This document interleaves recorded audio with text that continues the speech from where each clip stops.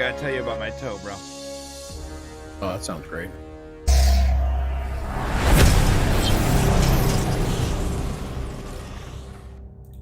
Hey everybody, my name is Brian, that is Shane, and this is the Popcast Unleashed.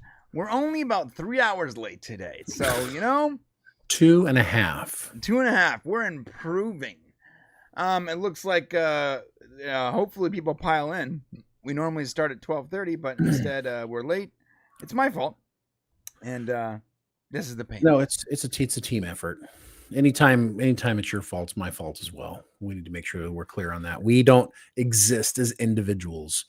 We are one person. Yeah, I keep telling Shane, listen, when I go to the bathroom, I can do it myself. I don't need your help. Yeah, but it's nice to have someone to hold it for you. I have to tell you, I'm actually, if you can't tell by the look on my face right now, I'm actually pretty frustrated and angry. I probably should have my blood pressure checked at the moment. Actually, I just finished watching. I hadn't had a chance to watch all of the last episode of Strange New Worlds, and I just finished it about 3.5 minutes ago. So I'm just having a whole difficult time keeping it together. But we'll talk about it. Sounds like you're having a good time. No, it's going to be an interesting conversation. It was interesting. I was looking at the analytics for the video we put out this morning, and I don't think I've ever seen this. 12.8% click-through. Have you ever seen that? Yeah, we've had it before. Yeah, that's several times. Just when I thought the thumbnail was bad, maybe I have bad taste. Well, what you really want to look for is the how long they watch the video for. That's the real secret.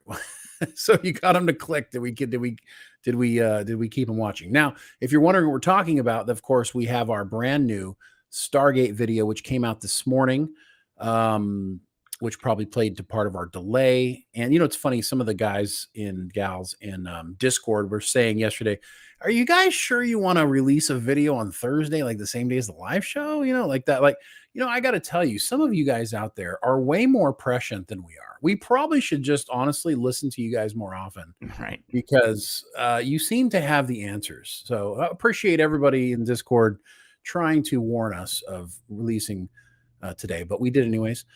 But the video, which by the way is a really very informative video, very good video, is worth watching. It's about 16 minutes. When you're watching it, the way we break down our videos is we kind of tell a story. So the video starts out with kind of a teaser of the news, then kind of the backstory of what's going on. Then we go into, more of a specifics about the news and then our thoughts. So it takes place over 16 minutes, and we understand that everybody's time is valuable. So I hope that you actually watch the whole video. It is insider information that we got from our insider. It's been verified. It is 100% correct. And it's good news and bad news, I guess, for Stargate. But most importantly, I think it's good news because what it tells us above anything else that we've heard about Stargate in recent years, even leading up to this stuff with The Expanse, is that we know without a shot 100% that Amazon wants new Stargate, and they were planning on actually greenlighting it. So yep. It was actually in the process of being a reality. And what we know about Stargate is that it has been a lot of rumors and a lot of wishful, hopeful thinking, but this is the first time since it went off the air that there was actually going to be a plan in place and have new Stargate, period. And we've never had that. We've only ever had rumors. This is actual facts. And that makes it good news because we weren't certain whether or not people really wanted Stargate. We knew they were flirting around with directors and possibly doing something, but we really weren't sure anyone's serious motive for doing it, especially since Brad Wright wasn't being included. So this is actually really good news for Stargate, even if the writer's strike has temporarily made it impossible to move forward. So please go watch that video. And what do you think, Brian? Oh, that's right. I'm on a live show. I forgot. No. I think for the first time ever, you're right. We had an actual announcement planned. It's such a bummer. Imagine what we'd be doing right now if we actually had seen that announcement last Saturday. Our entire community would be just losing their minds this week. Yeah, because there was a roadmap. An actual There was roadmap. an actual plan. And it wasn't horrible. Being unveiled. What's that? And it wasn't horrible. Right. The ideas aligned essentially with what Stargate fans want. Right. And that's really good news. So yeah, and we can tell you, verifiable that this is not like somebody who contacted us and said, "Hey, I work on the Stargate project." We verified exactly what this person does inside of the Stargate project and Amazon and MGM, and we can guarantee the validity of this information. So please go watch it, check it out, and then I'm sure we'll be talking about it more soon. Yeah, hell of a connection we got there, and I'm sure. Well, hopefully he's not mad at us, and we get more information. I thought about that. I mean, when we were doing the video, I'm like, are we like putting too much out? Like, he did say we could share everything he tells us. Well, yeah, as long as that person, that person made sure that we, as long as we didn't make anybody aware of who they were, then we could share it. So I think it's overall good news for the fandom. I think the fandom need to hear it, because the reality is if this news hadn't come out, it would just be more like, well, what's going on with Stargate? Well, look, guess what? Now we know what's going on with Stargate. And if we can get this dang strike over, then we know they have something in the can they want to do. So that's good news. Right. Yeah, it's a strike that pretty much held it up. Now, I got to tell you about my toe. Okay. You guys like that segue? That was a pretty good segue, right? Terrible segue, but okay, let's hear about it. How can I do this? I can't figure out how to segue. Yeah, so I'm in, this is like hell week for me. Like, everything is going poorly. It's really hot over here. Us. Everything's going poorly for us. Remember, we're one. Your toe's my toe. Come on. Experience my pain. You don't know this, but I actually told your wife that when you were sleeping, she would cut off the tip of your toe. Yeah, that's what that feeling was. All right. Yeah. Well, luckily, my toes are too gross for her to touch. It's really hot here, man. It's like 110 degrees in SoCal. It's really insane. I mean, it's been hotter, but it's very hot for me. And our day job is we make merch, and we have these big giant printers that make merch. And one of my jobs is keeping those things working. Oh my God. Painful job, sir. It is the worst. Especially when it's hot. I hate. What's the temperature inside supposed to be? Like 70 degrees? Yeah, it's the temperature inside. Like the I found out by the machine. By the way, the machines all have a thermostat that you can look up, and you can even see like if it's on, you can see an accounting of that thermostat, and its operating temperature is between, I think it's 65 and like 85. So it's pretty much, it's like you need to keep these things close to room temperature, right? Yeah. And at one point over the weekend, the air conditioning system stopped working because it's so damn hot. And the room with all these big, giant, delicate, expensive, very difficult to work with machines got up to about 108, 109 degrees. Remember this, it's not just the heat from outside. There's heat inside with the machines too. Right. And it wreaked havoc and seized the day because it destroyed multiple print heads and cables and data cables and encoder strips and just dampeners and everything that used glue. And that's a lot of crap. Everything that used glue has to be replaced or it's damaged and has to be repaired some way. So moving on to your toe. Yeah. So I'm in there. I'm on like day 3 of like swapping out parts, and I've finally gotten this giant machine back together. And now I got to put the head back in. And I had been cleaning the head all day, all night last night, just to make sure that it was good. And I put it in there, and the goddamn head didn't fire. I don't know why. And I got really angry, and I just reactively kicked the wooden base that I made. Remember, I made Shane knows this. I made the wooden bases that our piece printers fit on. It's very, very well done. Very, very solid. Right, yeah. And the way I tested it is basically Shane and I stand on it, and if it holds us, it's going to hold the machine. Yeah, basically. Barely. They were trying to sell us these like stands for like $2,000. I'm like, yo, let's stop at Home Depot. I'll knock them out. Well, I kicked it. Thing is, though, this wood has not been painted. It was cut haphazardly, and it's not meant to look good. It's just meant to be steady. It's functional, yeah. And I didn't realize this after like my 13th hour of being there. I had taken my shoes off because my feet hurt, and I'm not even considering the fact that I'm gonna kick this wooden base with my shoe off, right, raw toes and everything. The wooden base has it's literally nothing but sharp edges. Oh my God. This entire thing is just sharp edge after sharp edge. And I literally kicked it hard enough, okay, to knock a healthy portion of the tip of my middle toe off my foot. Okay. So, Brian, do you want to show how people can support your new medical needs? How they can support our channel? Now, that's a goddamn segue, my friend. That's a good segue. Good job.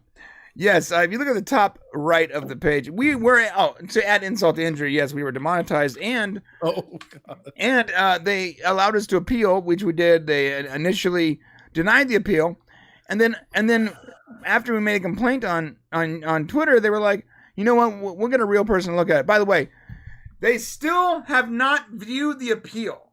It still has 0 views. Do they not know we can see how many people view an unlisted video? We can tell that story later for sure. Anyways, they said we'll have a real person look at it, and give us a couple days. 5 days passed, and we hit him. We hit him up again. We're like, hey, how's it going?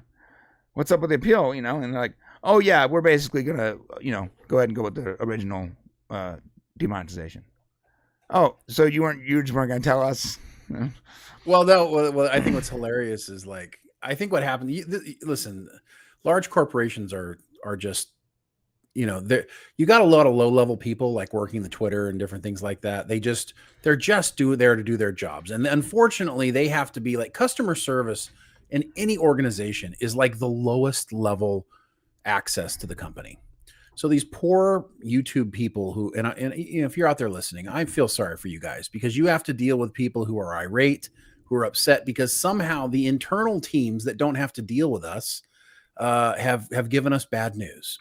So when you demonetize somebody, there's nothing they can do. All they can say is go back and look at the email. The sad part about it is you say, well, we looked at the email and we still don't know what we did wrong. They're like, okay, yeah, hear what you're saying, but go look at the email. Okay.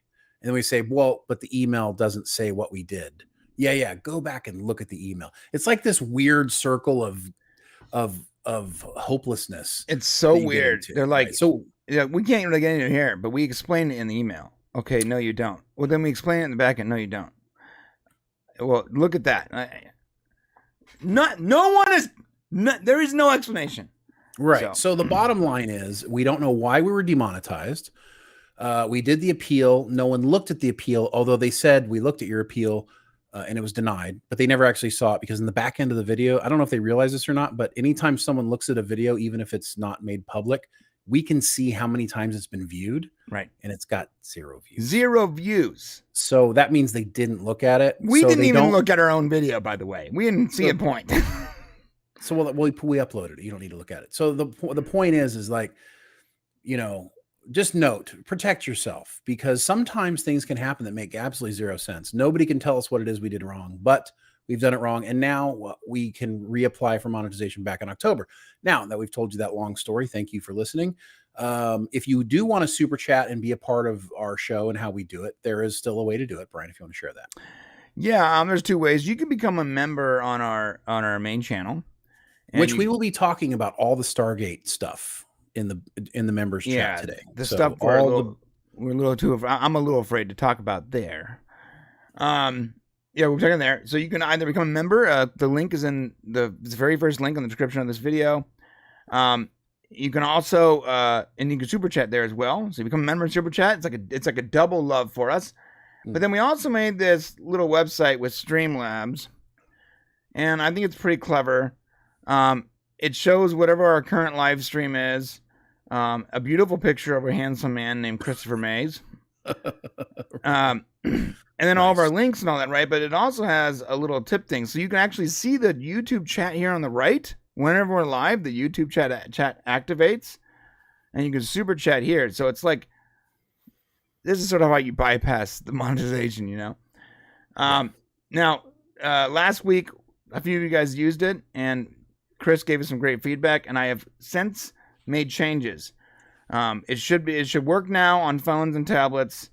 And I removed all those pesky, like weird options. It's just straight up like name, amount, and message. Also, as far as them showing up on screen, I did not have time to test it today, but it should show up at the bottom left of Unleashed. It won't show up in Prime though. So so go to streamlabs.com/thepopcast live, and I thank you for Kenneth for putting it over here in the chat. And we appreciate you guys doing that. Now, when you do become the Unleashed Hero, we will be giving away a prize for our Unleashed Hero, as we do every week. Brian, do we have the ability to do either a sound or confetti or something? I realize one thing we're missing is that every time someone else becomes the new hero, we don't really recognize it. So is there a way for us to when we see it to be able to be like, woo, something like that, so that that's a great idea. Yeah, not right now. Can we put Wesley Crusher up on the screen and have him dance or something? I don't know. Well, yeah, we'll have Wesley Crusher curse everyone out. All right. So enough of that stuff. You guys know what to do. Anything else? What are we going to be talking about today? We've got Strange New Worlds. We have a lot of stuff to talk about. So yeah, Strange New Worlds. There are 2 episodes of Strange New Worlds. We're gonna be talking about both. We're not gonna do the full-on review of both. This would be a 5-hour stream. So we're going to quickly go through it, explain the premise, and explain our thoughts. And then we're also talking about Barbenheimer Impossible. The Impossible Barbenheimer. That's what I'm calling Mission Impossible, Barbie, and Oppenheimer. And guess what? One of those films I enjoyed immensely. 2 of those films I hated. Oh, okay. Well, that'll be fun to talk about. You wonder which 2 films. I know a few of you guys that know me are like this motherfucker liked Barbie. I knew it. I'm not gonna tell you yet. We'll get into it. You're gonna know. But I have a lot of thoughts on Barbie actually. So does Shane. Oh yes, lots of Barbie thoughts. Is supposed to be like this sort of vapid fun thing, and instead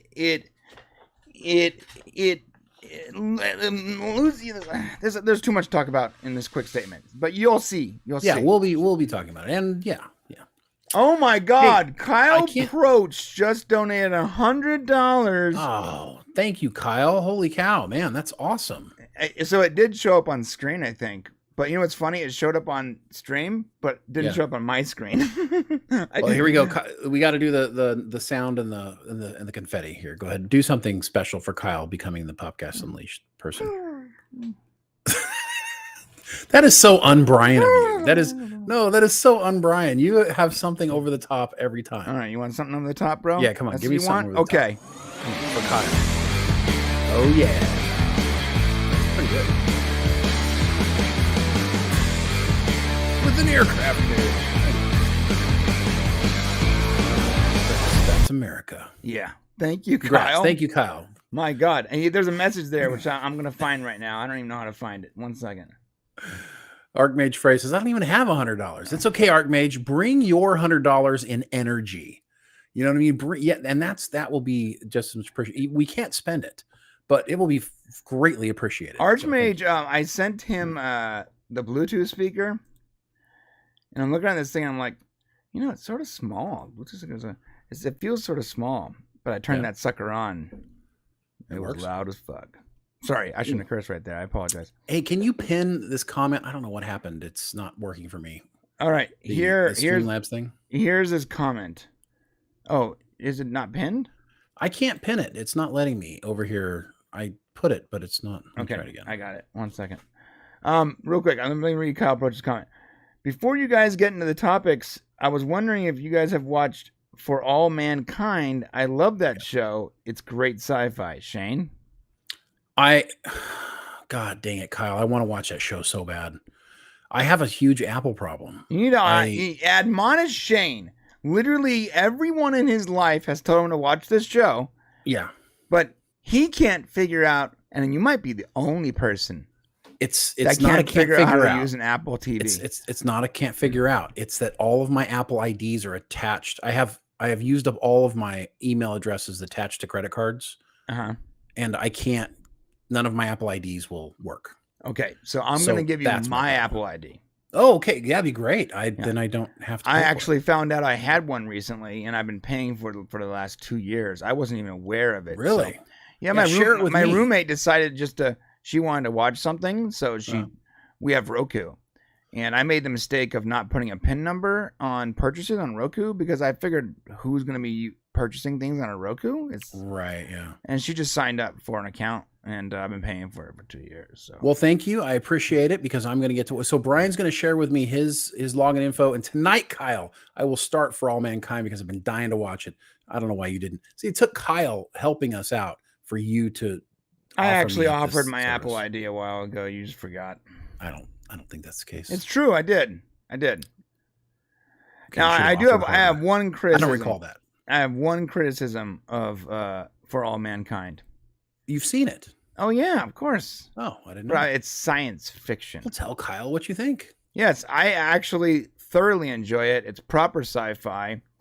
It's a little period for me. I think the whole time I'm watching, I'm like, Shane's gonna freaking love this.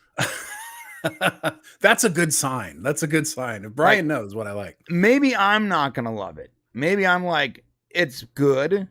And it's definitely worth the entertainment value, but for me, it's not like it's not like R&B wants to make love to this TV show. I'm like, right, I'll take it to dinner. So Brian said he didn't like Oppenheimer earlier, right? I think you said that. I didn't say that. Oh, I didn't say which movie I didn't like. You don't know yet. Oh, I think everybody will guess it. But oh yeah, all right, we'll do a poll. Let's see if everyone guesses it. Well, I just kind of gave something away. No, you didn't.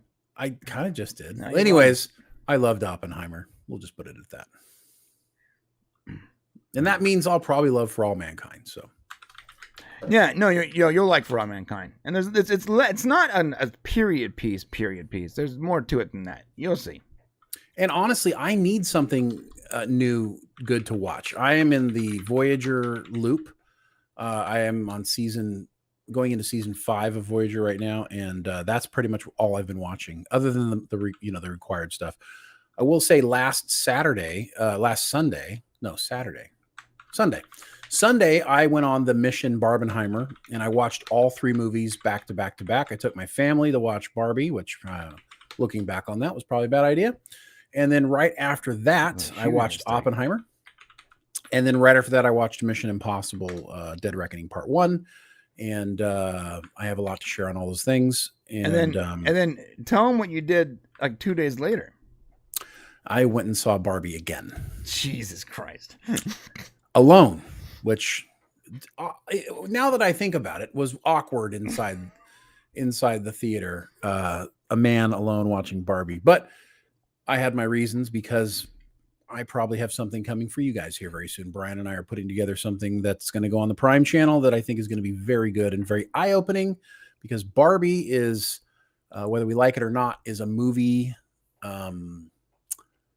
is going to be a historically aware movie that we just saw. This movie, good, bad, or otherwise, has historical significance, despite the fact that it's going to crush all the box office numbers for the domestic here in the United States. Absolutely a movie that's going to stand for a message of time. We'll talk more about that later. Yeah, I don't know about all that, but... Oh, it will. I promise you.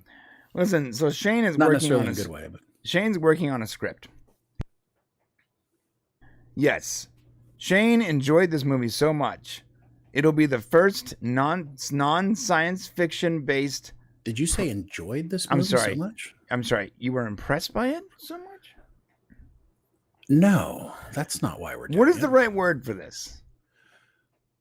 I recognize its cultural significance, and therefore we need to be a part of it. So to such a degree, just piggybacking on what you were saying, he recognized that significance to such a degree, he's like, we need to make a Barbie Prime video on the podcast.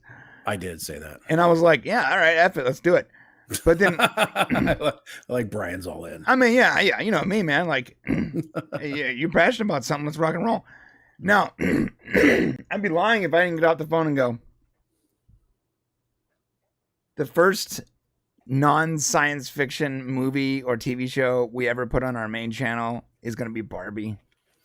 I would have never saw it coming either. It's crazy.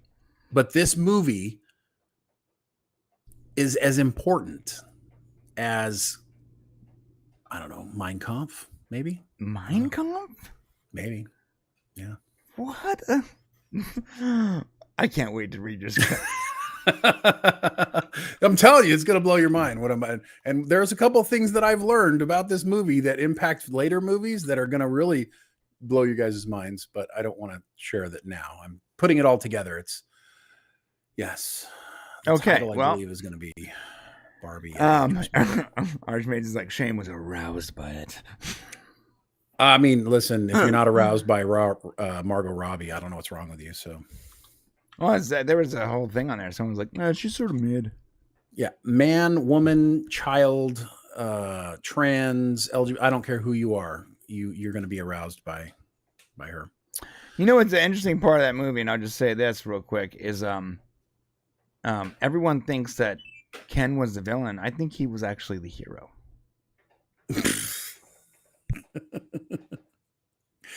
And it begins. Look how quickly he subjugated those pesky, vapid whores. All right. I'm Did you say pesky, vapid whores? I'm kidding, by the way, guys. Oh, my Lord, Jesus. I'm channeling my my inner Doomcock right now. Ken Comp. I love that. That's Ken Comp.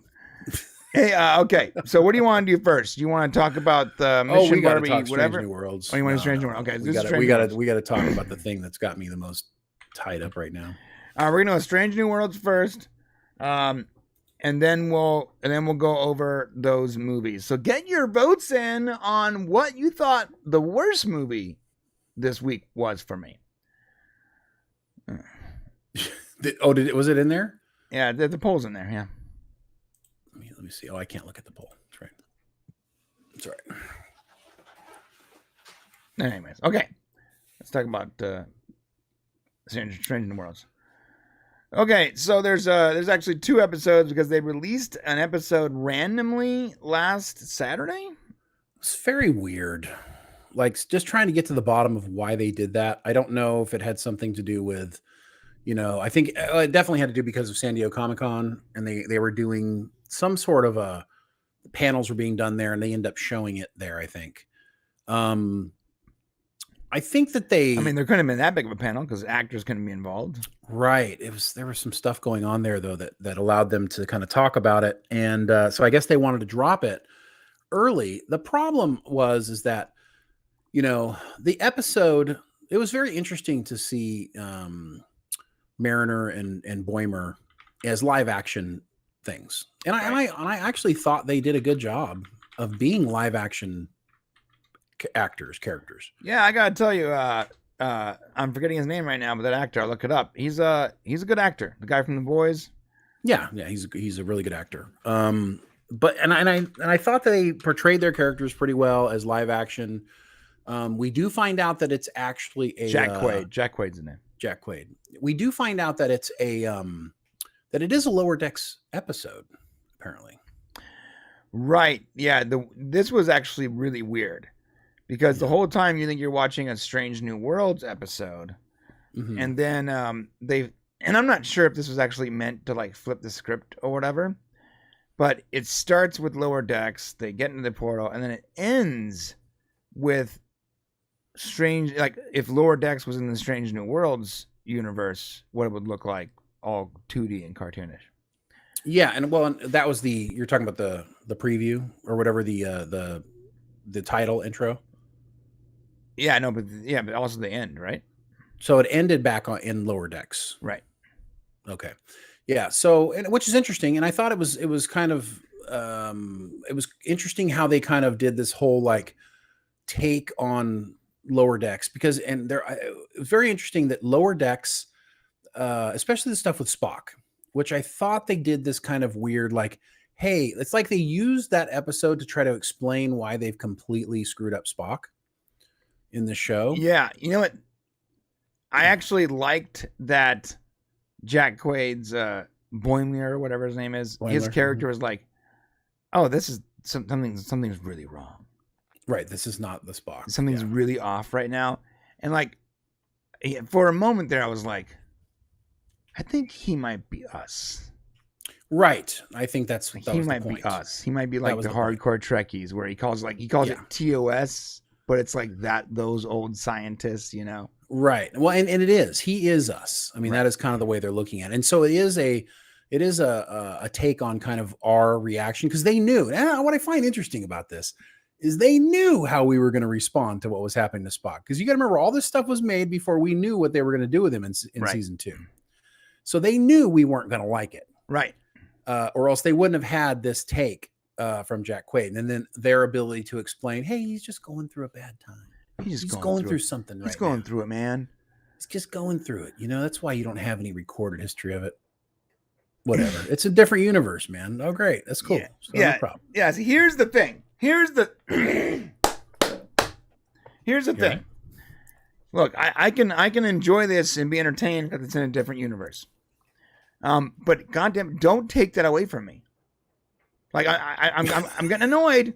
What do you mean? I'm on Reddit and Twitter, and we're talking about Star Trek, and I get to talk about Star Trek again because I don't hate it.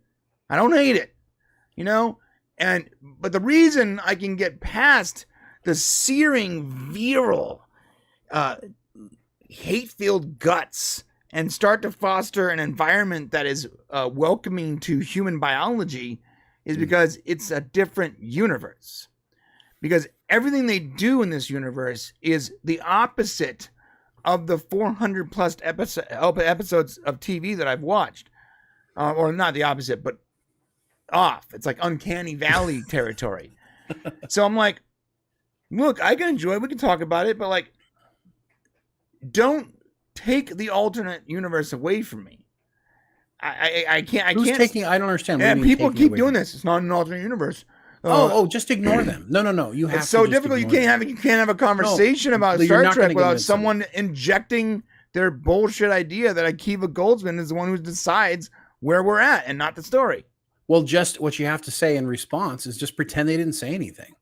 So unfortunately, here's the thing. Because Akiva and the studio is doubling down on the fact that it's not an alternate universe, people are going to say, well, they're right. They get to decide what happens. But the problem is they absolutely could have done that until they changed times. The moment you changed dates in time, specific hard dates in time, you screwed up everything. You no longer get to say, well, it can be whatever we want it to be. Now it has to be what it is. If they had simply had Spock acting like an idiot, they could have had, well, there's a time in his youth that nobody knew about. Right. And that's why Spock is acting this way. No problem. Okay, they could have said, this is canon and you guys have to eat that shit. And we would have, because we didn't have a choice. Wouldn't have liked it, but we would have. But the reality is that once you change time, now you've given us a reason. Yeah, I think there's semantics at play. I think they're doing the thing. I think that's some semantics when they go, no, this is not an alternate timeline. It's the prime timeline. But what they mean to say is it's the altered version of the prime timeline. So like, if they really are using Back to the Future rules, and then technically every timeline's the prime timeline, but you have to acknowledge that there were changes made. So maybe alternate timeline is not the right word. Maybe altered timeline is a better terminology. I'll tell you what the intention was. Akiva's intention was to completely change the timeline of Star Trek proper. In his mind, him doing that was okay because he's allowed to do that.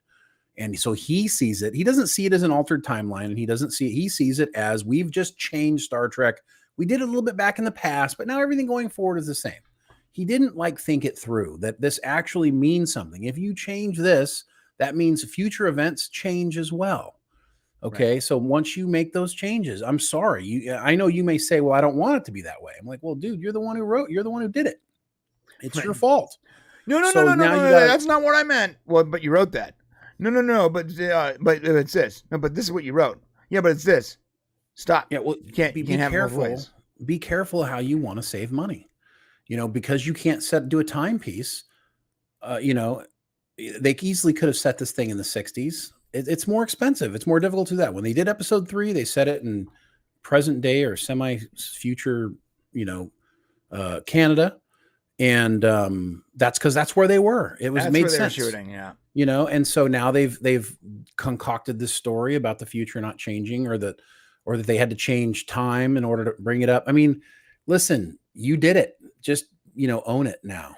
Time's changed. That's it. So, but from now on, when I talk to like the plethora of Akiva simps out there, I didn't know there were so many people that are just like massive Akiva heads. Well, I don't know. They're not Akiva heads. They're anti whatever you want to say. What would you call an Akiva head? That's a great question. Someone in the chat, come up with a cool nickname for an Akiva head. Okay. No, but that said, I actually do like Lower Decks, and I realize why I like it. I don't consider it a part of Star Trek proper. I don't like, my brain doesn't look at this and be like, oh, that's a Star Trek proper. I just go, this is a fun show. And I think I might have a thing for the main character. I think it's, what's her name? Tawny something? You mean the actual person or the cartoon? Both. Oh, Mariner is Tawny. Mariner, yeah. Mariner does it for me. But I like it because there's fun sci-fi in it. There's good jokes. It's just a fun series, but I don't watch it the same way I watch Star Trek. I watch it the way I watch. I'm sorry to make this comparison. I know everyone hates it. Rick and Morty. Same way I watch. Why do they hate it? Why do they hate that comparison? Oh, it's Rick not. and Morty is a very popular show. I know it. Well, it's not. It's not Star Trek Rick and Morty. It's just Star Trek proper. It's not. No. Well, it's not Star Trek proper. And anybody who says it's Star Trek proper doesn't understand what Star Trek proper is. Well, a lot of people believe that Lower Decks is Star Trek canonically a part of the Star Trek prime timeline. And I've been enjoying it from episode 1. I've actually seen seasons 1 and 2 multiple times. I put it on all the time. And I like it. I think it's funny. I think it's fun. There's science fiction elements to it. The characters are really cool. Mariner's like the opposite of Starfleet, but you know what? It doesn't matter. If it was actual Star Trek, I'd be complaining about Mariner the same way I complain about Michael Burnham. But I don't care because... Well, it's funny. Now we know that it's in the altered timeline. Oh, it's also in the altered timeline. Yeah, they showed up in an episode. So right, yeah, they're actual bodies. Yeah, okay, so there you go. Rest easy. Maybe their weird 2D universe hasn't like affected all the changes yet, which is why Boimler is like stressing out about Spock smiling. And maybe Spock eventually becomes serious again. It is possible that could be the case. My complaint is that we're really close to that Spock we know. So, you better change him up pretty quick here pretty soon. Someone said, does that include the floating Star Trek badge as being canon? Badgie, that's always the tough one. Yeah, but I think Badgie's the reason why we're like, look, we just can't. Right. I remember I was talking to someone like, look, it's a fine show, but it can't be canonical because there's one of the villains is a Star Trek combat.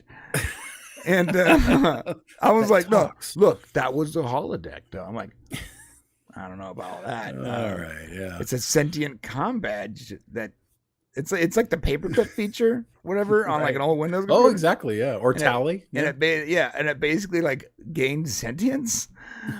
It's nuts. Like there's a lot of stuff in Lower Decks that is just out and out nuts. You can't make it, and I've said this 100 times. You can't have a cartoon and a live action exist in the same universe unless you plan to handcuff yourself when you make that cartoon. Yeah. And follow real world physics. And guess what? I don't think a single cartoon is ever going to do well if they have to use real world physics and real world canonical, like the whole point of cartoons is that it's an amplified version. Right. Which is why I've always said this. And you can all hate me. I don't care. I love you either way. The Star Trek animated series is not canon. All right. It's not. All I know is it's good Star Trek, like the original series. We've had this conversation. Like, it can't be canon. There are so many things in that.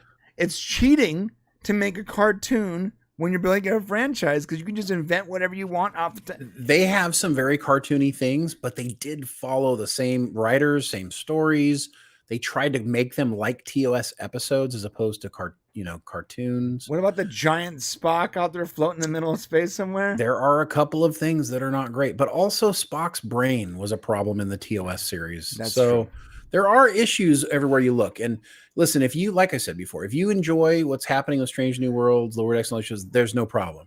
And in fact, this crossover episode, I wouldn't say it was a bad episode. No. I think it was a reflective episode, an opportunity to kind of, look at these two shows from a kind of a different point of view. I think it's more about what you learn about Boimler and Mariner than I think you do about the Enterprise crew. And I think the thing about it is that nothing really happened in this episode. Well, I mean, they went through a Stargate. I get that. But what I'm saying is like the time travel aspect of it is one thing. Cool. So they did that. They went through a portal. They called it a portal, but yes, Stargate. I get it. But the thing is that nothing really occurred. They had this interaction with the Orions. We learned that there's an ancestor of their friend here you're showing on screen that's on this ship that they're dealing with. But ultimately, I didn't feel like there was any true point to the episode. Did you? Well, no, there was actually one thing that was very significant. Okay. And it also proves that Enterprise is also operating in this altered timeline because the Enterprise and Strange New Worlds Enterprise, the physical Enterprise, actually still has a piece of the original NX-01 Enterprise, which I thought was really clever. Okay, but what I'm saying is did anything happen in this episode? Like what the episode was about? Well, was there a story arc? Was there was there a goal to achieve? It just seemed like a visit. So we saw more of Orion's actual history than not just a bunch of slavers and belly dancers. Yeah. Like they actually have scientists, which builds the canon properly. It really adds to it. Think about it. A lot of races in Star Trek, you're always like, where did they get their ships? How do they? I'm not asking what we learned. I want to be very clear here, and I agree with you. Did anything happen in this episode? Was there any? Can you clarify, like to further the Strange New World story, or like was there a story here other than a time travel piece where they hung out for a while and then they realized the Orions may not be so bad and then they left? Did anything else occur? No, yeah, a lot of stuff. Like, yeah, I don't think the Strange New Worlds mythos was built upon, but I do believe they couldn't reactivate the portal. They didn't have that material. It's not material used by anymore on the Federation. Getting it from a piece of the old ship was awesome. Confirming NX-01 is part of that timeline is great. And then the Orion thing, it wasn't just like, oh, the Orions aren't that bad. They were still scoundrels, but it was a really good showing of the Orions. I've always loved the Orions, and I've always felt like we didn't get enough from them. And every time we did get them, they were whores and slave traders. And I'm like, there's got to be more to an Orion than that. So we got that. As far as like building on the I would just say something that happened in the episode that was like something they needed to achieve, other than returning Boimler and Mariner. I don't know what the point of the episode was. Like there wasn't anything really happening in the background. So there was no B story. They were going to attack the Orions without them coming back in time. But I know, like there's setup, but nothing. If you notice, there was no goal achieved during the episode, other than I guess if you want to say they got a different perspective on the Orions, which that's great. But as we know, the Federation and Starfleet will continue with this version of the Orions for decades to come, anyways. But okay. I mean, how about this? Their little green cutie friend here is only in the Starfleet because they went back in time and stopped them from blowing up her grandma.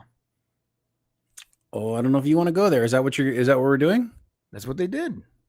Okay. So is that the only reason? Because we don't know how that would have turned out. They were 100% going to destroy that ship because they weren't communicating.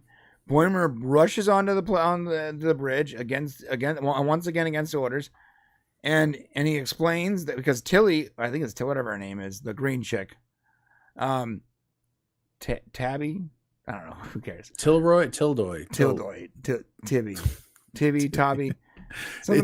Someone tried to make you something in Discord specifically for this character. Did they? Yes. I love this character. You should show the picture later.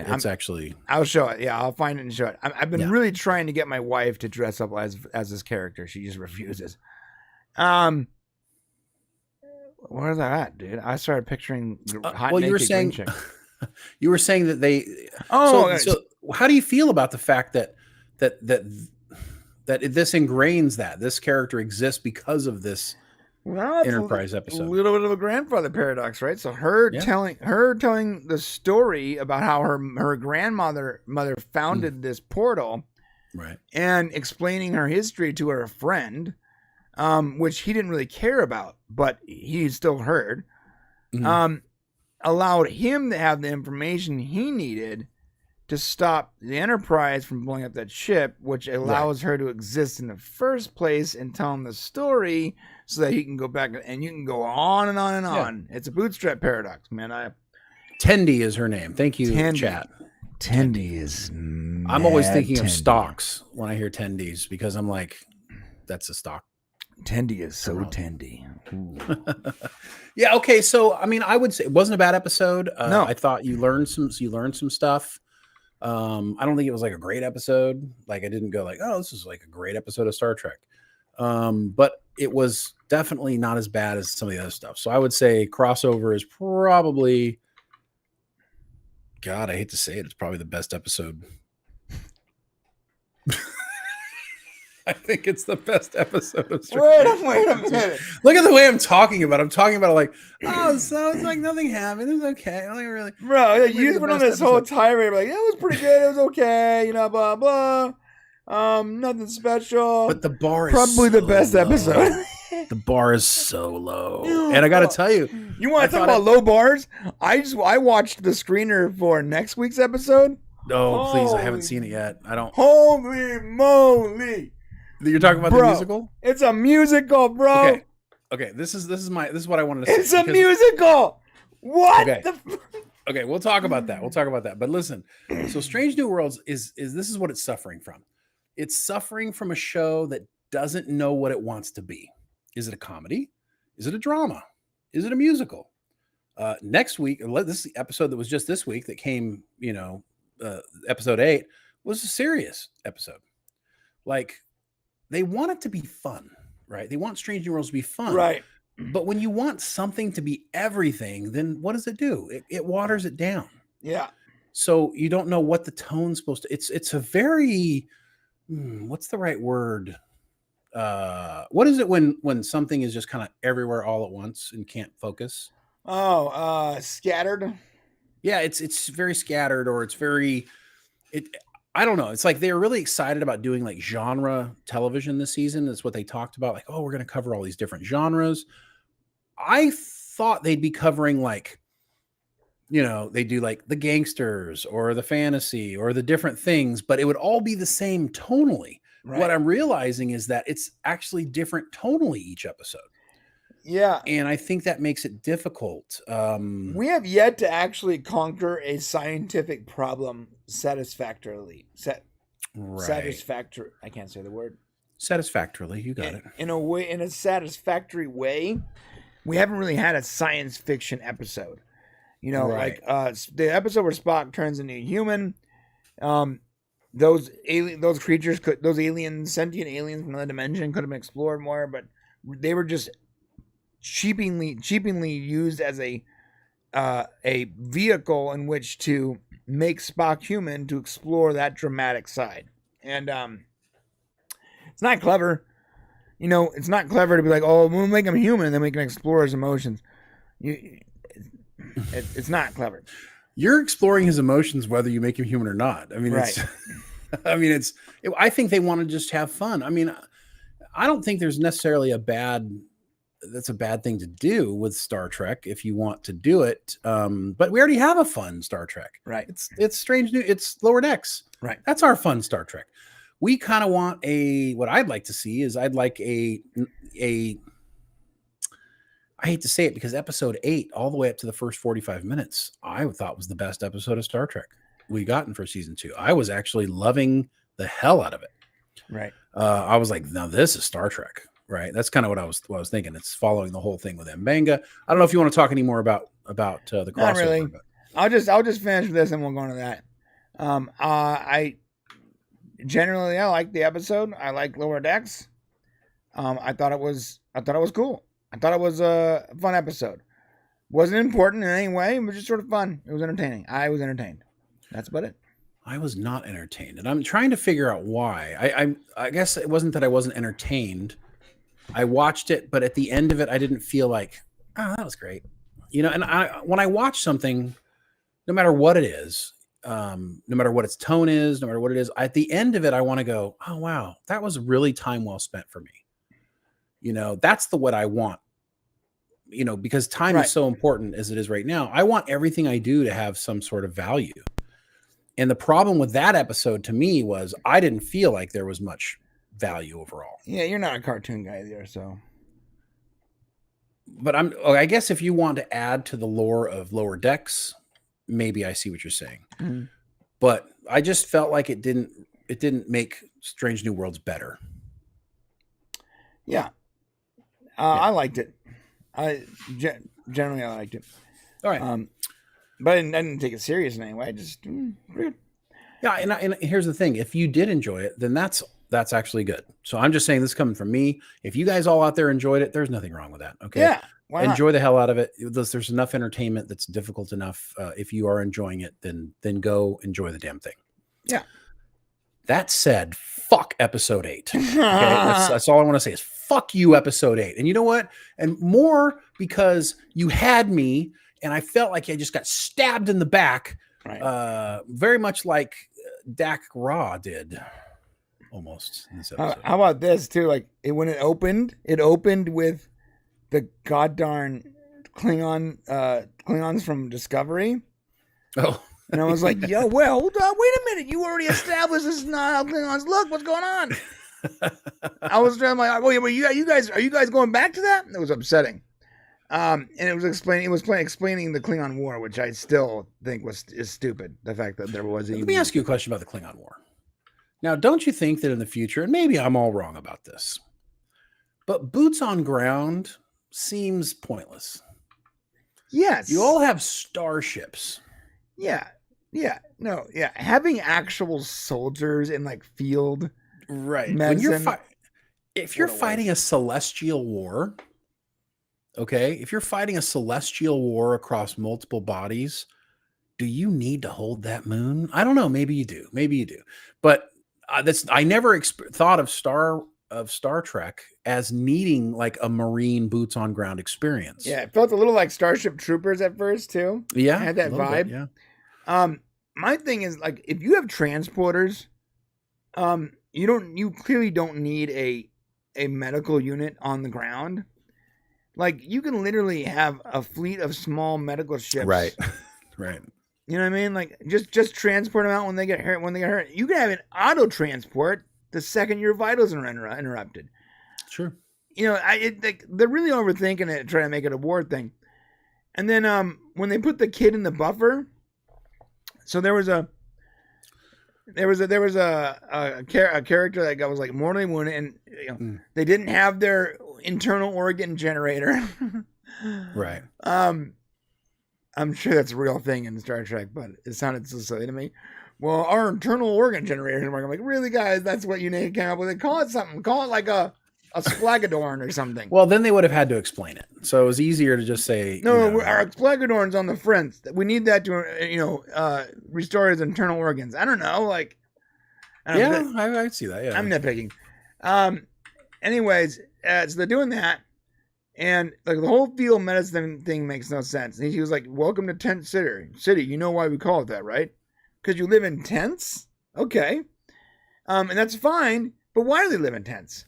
Why the F when they are traveling through space at light speed, multiple times light speed, why are they living in tents on this moon? It's just so weird to me. Well, they're trying to like reflect what war is like, and I think this is another problem with the show. And I'm going to talk about what I liked about the episode, but that's the thing. Like tent city, a lot of these things, these are terms we use now, right? In wars, a lot of what you saw was essentially what war is like now, and this is my problem with Strange New Worlds, and what we're going to talk about that happens in this episode that really infuriates me is that. What are the set of values that we have here in Star Trek? Is it the values that we have today, or are they values in the future? Like, what does this show have? Or because when you try to create scenarios around present day stuff, you're using present day values, then you have a problem. I guess I don't want to say it yet, but so go ahead. I was going to say, go ahead and say what you're going to say, because I was going to set up the story. Okay. So, yeah, and someone in the chat is mentioning the Dominion War on DS9. Guys, I complained about the exact thing I'm complaining about right now. I complained about with all my high school friends watching DS9. I said the same thing Shane says. It's dumb. This isn't like a logical thing. You're trying to create something inside the Star Trek universe that looks like something else, but doesn't really match. Now, that said, I don't have a problem with DS9. I like DS9. But there are elements of every Star Trek show that I don't like. And that one right there, the Dominion War and the Bajorans and their whole religious thing was so goddamn annoying to me. Every time I saw one of the Bajorian priestesses or whatever walking by with her stupid thing, I'm like, oh, I'm going to hate this episode. So, well, and specifically the Pale Moonlight, which is, I know what they're talking about is, I don't agree with what Cisco did with Garrick. I don't. I know that and I don't know if Cisco does, but that's the route that those guys wanted to go, and I would argue that wasn't very Star Trek like. But right, listen, like again, when we criticize all of Star Trek, and if we went through episode of even Voyager, you would find there'd be entire episodes that Shane and I would rip apart that are bad. Now, as a whole, though, those series are very good. As a whole, generally, they're not only Star Trek, but they're good Star Trek. Well, and I thought also what's important is that Garrick did the thing, and I want you to hold that in your mind. It was Garrick, okay? Mm-hmm. All right. So the fact that Garrick did it, a Cardassian that was questionable allegiance and motivation, he's like the definition of a scoundrel, right? Right. So Cisco utilized him, right, but what happens in this episode is another level. Okay, right. So here's the thing. So let's go through the episode. So we have this Klingon comes on board. Oh my god, I thought it was Tony Todd for a second, by the way. Tony Todd is like in so much Star Trek. He's in so much I saw stuff. Him in the second I heard his voice, and then I saw his profile. I'm like, they got Tony Todd back. It wasn't though. It would have been great, he was a Hirogen in Voyager. Tony Todd is one of those actors that you don't realize this, but you have seen him operate multiple times. Of course, he's the Candyman. If you guys don't know, who he is. Yeah. He's also he was also Zoom or Salus or whatever in the Flash thing. Yeah. He's doing a lot of stuff. I remember making fun of him, like, you have this like epic voice coming from this like imposing man. He's like, run, Flash, run. You're like, right. Because he's saying this the most stupid line of all time, the line that they have said so much that it's gotten to the point that where it's a drinking game every Tuesday. Right. When he said it, it instantly took this imposing villain and just made him cringy. Yeah. Like, because especially because in his voice, run, Flash, run. Right. You're like, yeah, I know. Oh, it is kind of. But moving forward here, so we basically get a Klingon on a Federation vessel. This is different sign of the times, right? TOS coming up here real soon. We're still going to be having problems with our Russian-looking Klingons in TOS, of course. Well, according to Enterprise, there is there is still that virus going around that will eventually modify the genome of Klingons for almost 50 or 60 years, a generation. Well, they're pretty close to it. Let's just put it this way. They're pretty close to it. Let me just put it to you like this. They're not going to probably revert them. If there's a series that runs into the TOS timeline, they're not going to revert their looks. Bro, so Strange New Worlds is getting massive numbers, right? Which means they're 100% going to go into that. If they keep getting the numbers, they're going to go into TOS. Of course they are. No, well, I'm just saying they might go there. I don't think they're going to actually change the Klingons to humans. Okay. But who the hell knows? So essentially, this guy, he was considered the butcher of I just lost it. But Butcher of Jakal. Butcher of Jakar. Butcher of Jakal. And he's on board the ship, and of course, M'Benga, Nurse Chapel, and our favorite person who drives the ship, Ortegas. I am Ortegas, and I drive the ship. We're all impacted by the events of this guy, this butcher. And I thought they did a really great job. I actually, from the beginning of the episode, I was like completely in.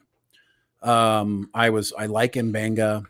I love the story. I mean, listen, I was in Iraq. I spent time in war zones. I was fired at. I know what it feels like. I watch people die. I've seen bloody bodies coming in.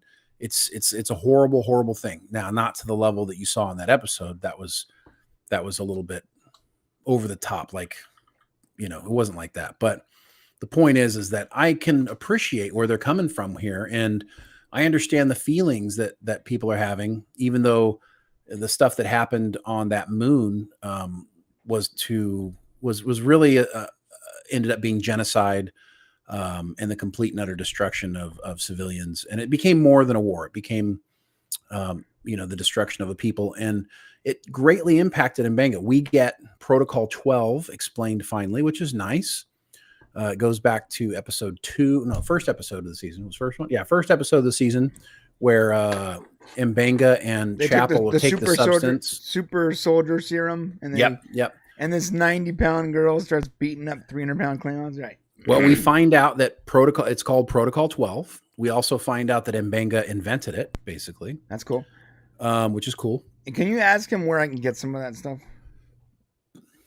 Well, he must be making it for himself, because he said back during the war, I don't make that stuff no more. That's true. But he had a couple vials apparently. He still has it on him. He must still still have some. Yeah. So, and you go through this trauma, which I thought was, I love the serious tone. I love that this is a believable thing about this character, and I can understand, I can relate to what's going on. And so I was kind of following the path, and then of course you've got this guy who was like, but I mean, you could totally understand and appreciate the whole thing going on. And, and M'Benga's trying to like cope, right? Nurse Chapel's they're all trying to cope with the fact that he's on board, and yet they want to kill him basically. Yeah. I want to know what Starfleet genius put the 83-pound Nurse Chapel in the field. Well, that's Clint Howard's fault. So, and if you know Ron Howard's brother, he is a Star Trek veteran like very few others. As a child, Clint Howard was a Star Trek actor and an alien in the original TOS series, and it was wonderful seeing him in this episode. He played the guy in charge of the camp that they were down on, right. And so it was really nice seeing him. And I thought that was a nice touch, really well done. And real quick, bro, I'm sorry to cut you off, but I don't want to forget again. We did get a super chat via Streamlabs from Big Worm. Thank you, Big Worm. Thank you, Big Worm. You big worm, you. He says, "Hail! I can't watch Lower Decks for a simple reason. They don't take Trek seriously in other shows. Right. They were creating good Trek and live action. I can easily laugh along, but with LD. But the guy is us. Good Trek, and he's the butt of the jokes." He's right. Yeah. So Bormer represents the audience, and he's also the one they make fun of the entire time. Yep, you're right. Thank you so much for that, Big Worm. Also, can you grab a couple of John's super chats in the member section? Yes, I can, Shane. I can do that. Thank you. Just to make sure we're staying up with it, and then I'll continue with the episode. So, Mbenga's trying to stay away from him. The captain, there's this interesting dichotomy that, the other members of the crew who weren't necessarily parts of the Klingon war, boots on ground, they don't understand what the experience is like. And that is really true as well. You got soldiers coming back with it's very hard to explain to somebody who hasn't been there. Like when you go into a war zone, when I flew into Kuwait and we got on helicopters and went into Iraq, the sense of doom entered my mind.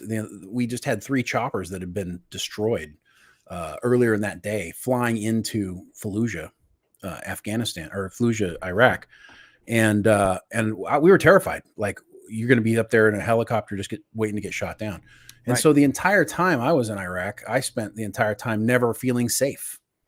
And when I came back from Iraq, it took me a long time to feel normal and safe again. It was crazy. I'm a logical thinking person, but that's what you go through. And I thought they did a really good job of having Doc Ra bring back that experience, give that feeling to Mbenga and to Nurse Chapel that they went through this experience. So I got to tell you, it was incredible going through the entire thing. Of course, Doc Ra wants to make peace now. He's like the poster child for the Federation, trying to bring peace with the Klingons because, he wants to make up for the damage he did and being the butcher of Jakal, whatever it is. And he wants to spend time with Mbenga. And it's like, oh man, this is not good. Even Pike's like looking at Una like, oh, maybe this isn't such a good idea. Right. When they want to do Klingon wrestling. Yeah. And it basically goes into this whole, and so Ra wants Mbenga to help him make greater peace. But Mbenga's dealing with the trauma of war, and he really just wants to stay away from this guy now. And he's done a good job throughout the entire episode. But at the end, Ra ends up coming to him and saying, blah, blah, blah. I want you to, join me. I think we can do this, make things better. And we learned that Ra's doing this because he's basically trying to get people, or at least Mbenga thinks, he's trying to get people to forgive him for what he did, because he ordered the killing of his own people. And basically anybody who wasn't a Klingon soldier, including civilians, was the enemy. So they were killing children, civilians, absolutely horrible atrocities. As we will come to learn, the butcher is not Ra. The butcher is actually Mbenga. Bum, bum, bum. Surprise. And I got to tell you, it was fantastic. I'm like, whoo, because they've already shown us that Mbenga is a fighter, right? We know that. We learn in this episode that he's got the most hand-to-hand combat kills, but then he decides he's going to go be a doctor because he wants to get away from it. So he's basically John Wick. Yeah, right. Okay. So when Ra learns that Mbenga's actually the one who killed those Klingons, trying to kill Ra, it's kind of this really interesting moment. And I'm like, holy crap, okay, all right. And I'm like all in. And it probably hurts me so much because of the fact that I was all in, and I'm like, oh my God, we finally got a real good Star Trek episode. Now, here's the question I asked. How is Mbenga going to get out of this by taking the higher road and still claiming a moral victory? Because that's what the fuck Star Trek does. Right. Star Trek takes the higher road, but is able to claim the moral victory. And somehow the villain comes to the realization that they are wrong. That is not what they did here. Yeah. Yeah. Mbenga told him to go away. He killed the guy. And Mbenga murdered that motherfucker. He murders him. He didn't just kill him. He murders him. Yeah, I think they sort of made it they tried to make it look like he was maybe tussling with him, but he also started the tussle, No, he murdered him straight up. And this is what he wanted to do. And he did tell him to go away. He didn't want, he tried to hold back, but he couldn't hold back, and he killed him. And then they lied about it, him and Nurse Chapel, and they covered it up. And then Pike went to him, and they tried to give us but Mbenga's like, basically, it's okay. The message they give us here is that it's okay to do whatever you think is right if you think it's right. There's no, where are the set of values that matter, right? Is the message supposed to be that as long as someone does something bad enough, it's okay to do whatever you think is right? That's our values today. That's not Star Trek's values in the future. Right. And that's my problem with it is, and I get that Cisco did what he did, right? And that's something he has to deal with. I didn't really agree with that for DS9. And I definitely don't agree with it here, especially with the characters that really need to uphold Starfleet's ideals. Okay. And I like M'Benga. I now got a different feeling about the character. Right. Even though he killed someone who probably deserved being killed, it's not the Star Trek way. And now I have to, and that's well, what they're also in a medical bed with all the equipment they need to make sure this guy doesn't die. Well, he must have delivered a killing blow. He just casually walks out. He died. He died fast, if you notice. Like a coward. Yeah, I mean, I don't want. Here's the thing: is, and I see what Archmage just put here. Maybe there's going to be a trial later. I don't want M'Benga to go to trial. Yeah. My point is that I need my Star Trek characters to figure out a more enlightened way of dealing with things, because that's what Star Trek is. Right? Yeah. Sometimes you do bad things. Sometimes it happens, but this is one of those almost irredeemable things. When you think about it, is that, I mean, were you guys not all kind of like shocked? Kind of thing? He killed the guy. Like, what? He killed the guy in cold blood because he got a little bit angry with him because the guy was asking him for peace. Come help me promote peace. And I mean, PTSD is a real thing. I mean, today, I don't know what it's like in the future. Okay. And I don't know, but we don't want our heroes. I mean, this is the reason why we don't like to watch Superman rip people's arms and legs off. You know, we love Superman. I would watch that every day. Okay, but that's not Superman's character. Right. Right. So we don't want to watch that. I don't know why the fuck you just said that. That's really weird. I'm going to watch Superman. You want to watch Superman rip people's arms in carnage, just carnage mode. Just like, I think you need a timeout. But so I don't want to see. I'm liking M'Benga. Now I know M'Benga's character is less than Starfleet approved. Right. And now I don't like the character as much as I did. Now, maybe that's on me, and maybe it doesn't matter. Maybe a bunch of other people liked it, and it was fantastic, and it's great. But in my heart, that should have been dealt with, like, so that M'Benga could be elevated in some way. Instead, now he's really not much worse than that guy is. Yeah, he's going to lose his position. Here, this is my prediction. I saw part of it in chat, so I'm giving you guys credit too. He's going to lose his position because he's going to fail the tribunal, but they're not kicking him out of Starfleet, right? Mm-hmm. So they need someone else to do Starfleet. And look what it is.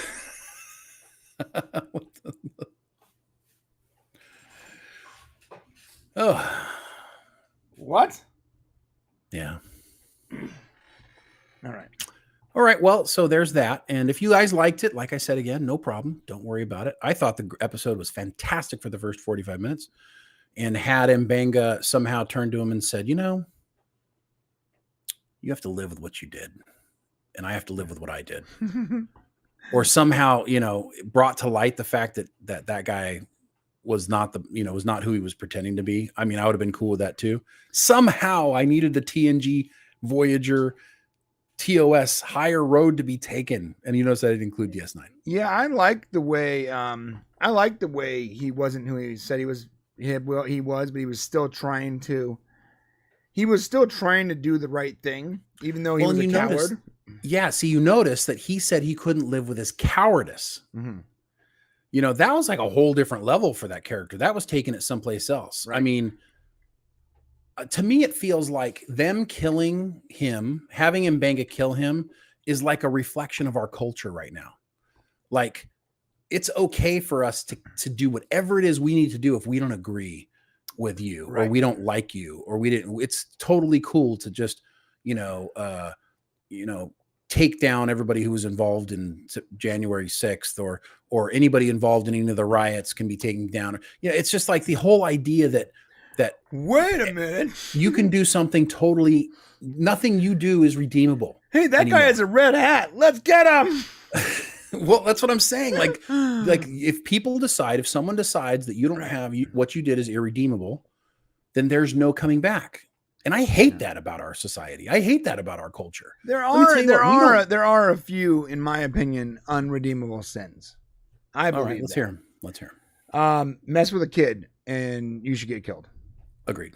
Well, this guy messed with kids. He had kids killed. Okay, then he deserved to die. Maker was right. It was a great episode. I rest my case. There you go. Yeah. I guess you know what? If they, in my opinion, though, there's a difference though. Like if I caught someone messing with a kid and I killed them, that is like that. In my opinion, that's an act of defense and passion.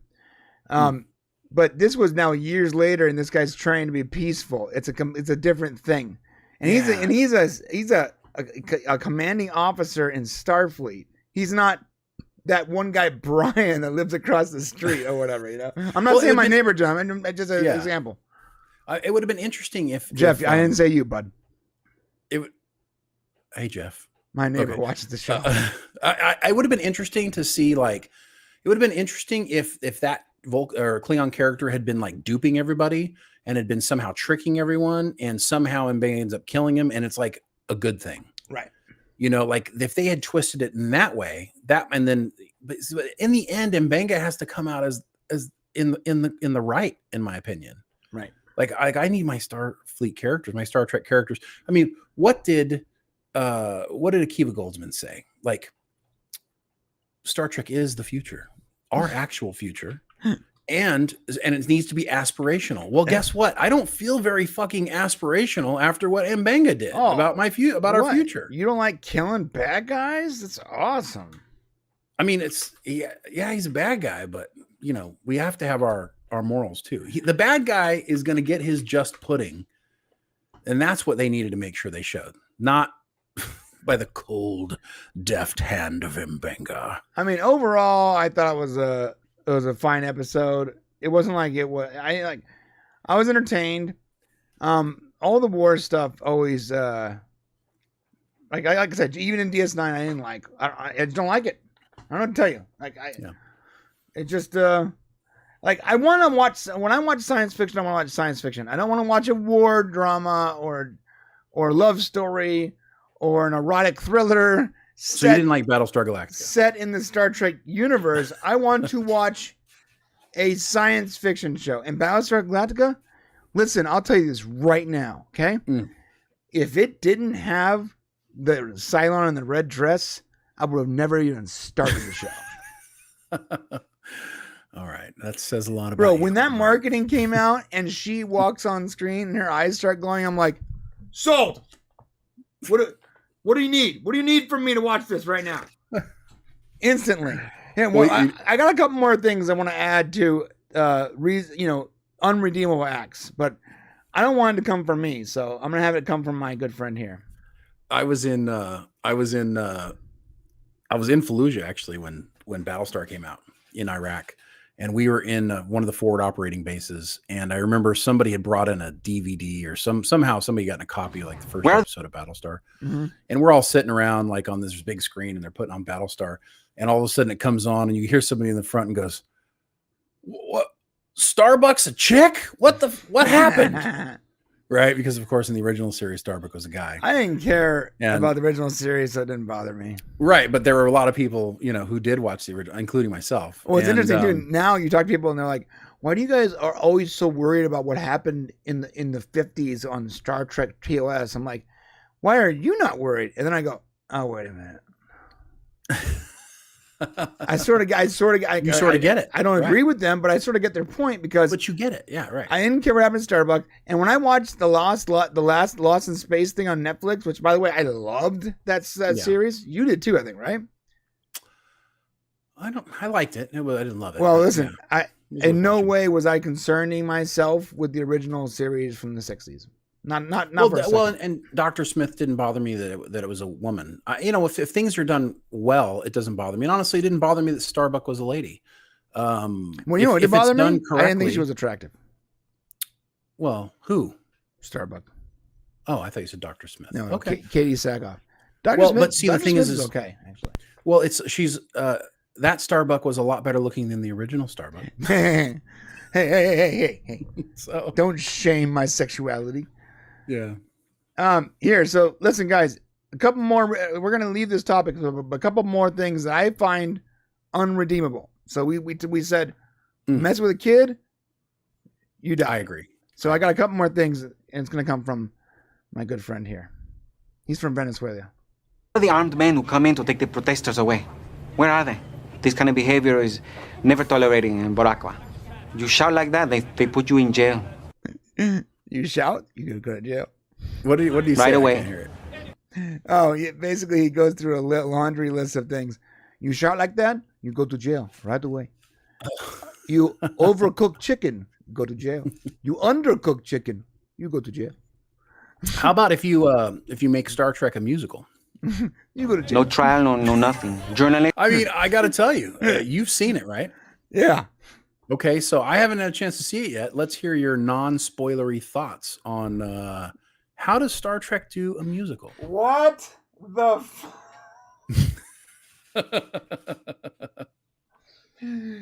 it somehow is both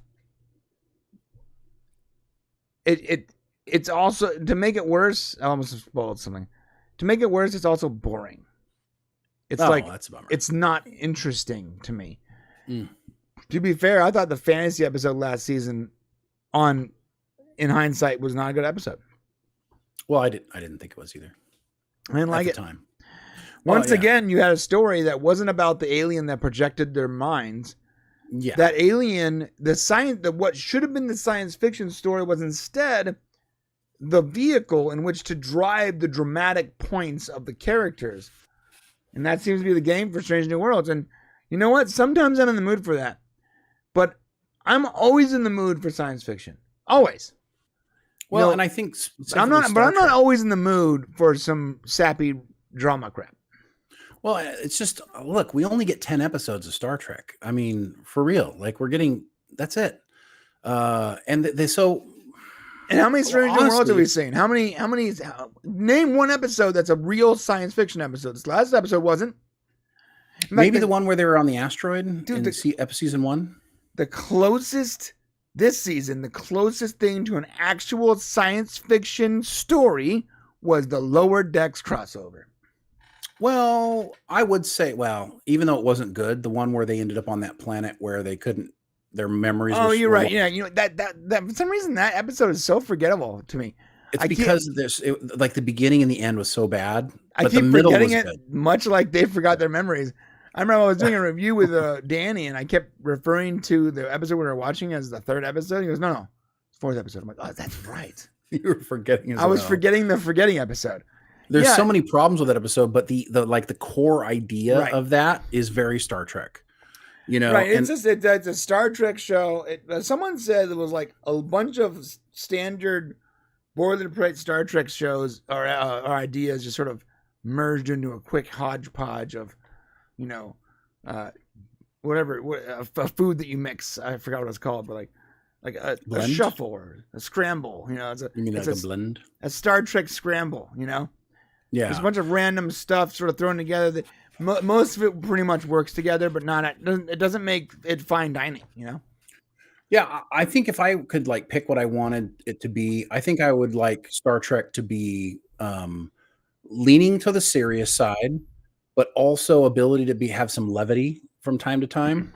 But the stories are serious, and they're forward-facing, future-facing stories. That's what I want. That they're based in science and based in reminding us what Starfleet and the Federation's moral character is, which is probably why I keep going back to Voyager, because that's probably the most moral character bearing of all the shows. Hey guys, I'm so sorry. I keep getting distracted and I didn't look at the member. There is super chats in the member section. Can I pull this up real quick?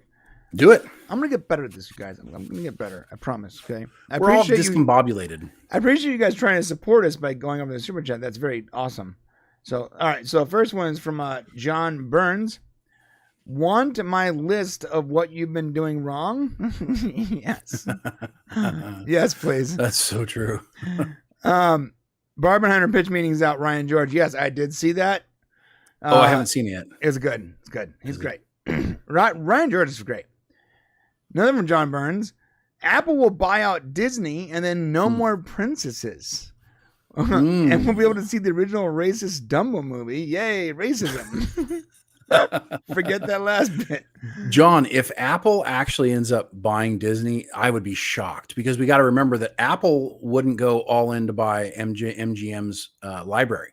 Right. And even though Apple is the biggest company in the world right now, I think they would be hesitant to buy Disney at this point. I think Disney is going to eventually correct itself.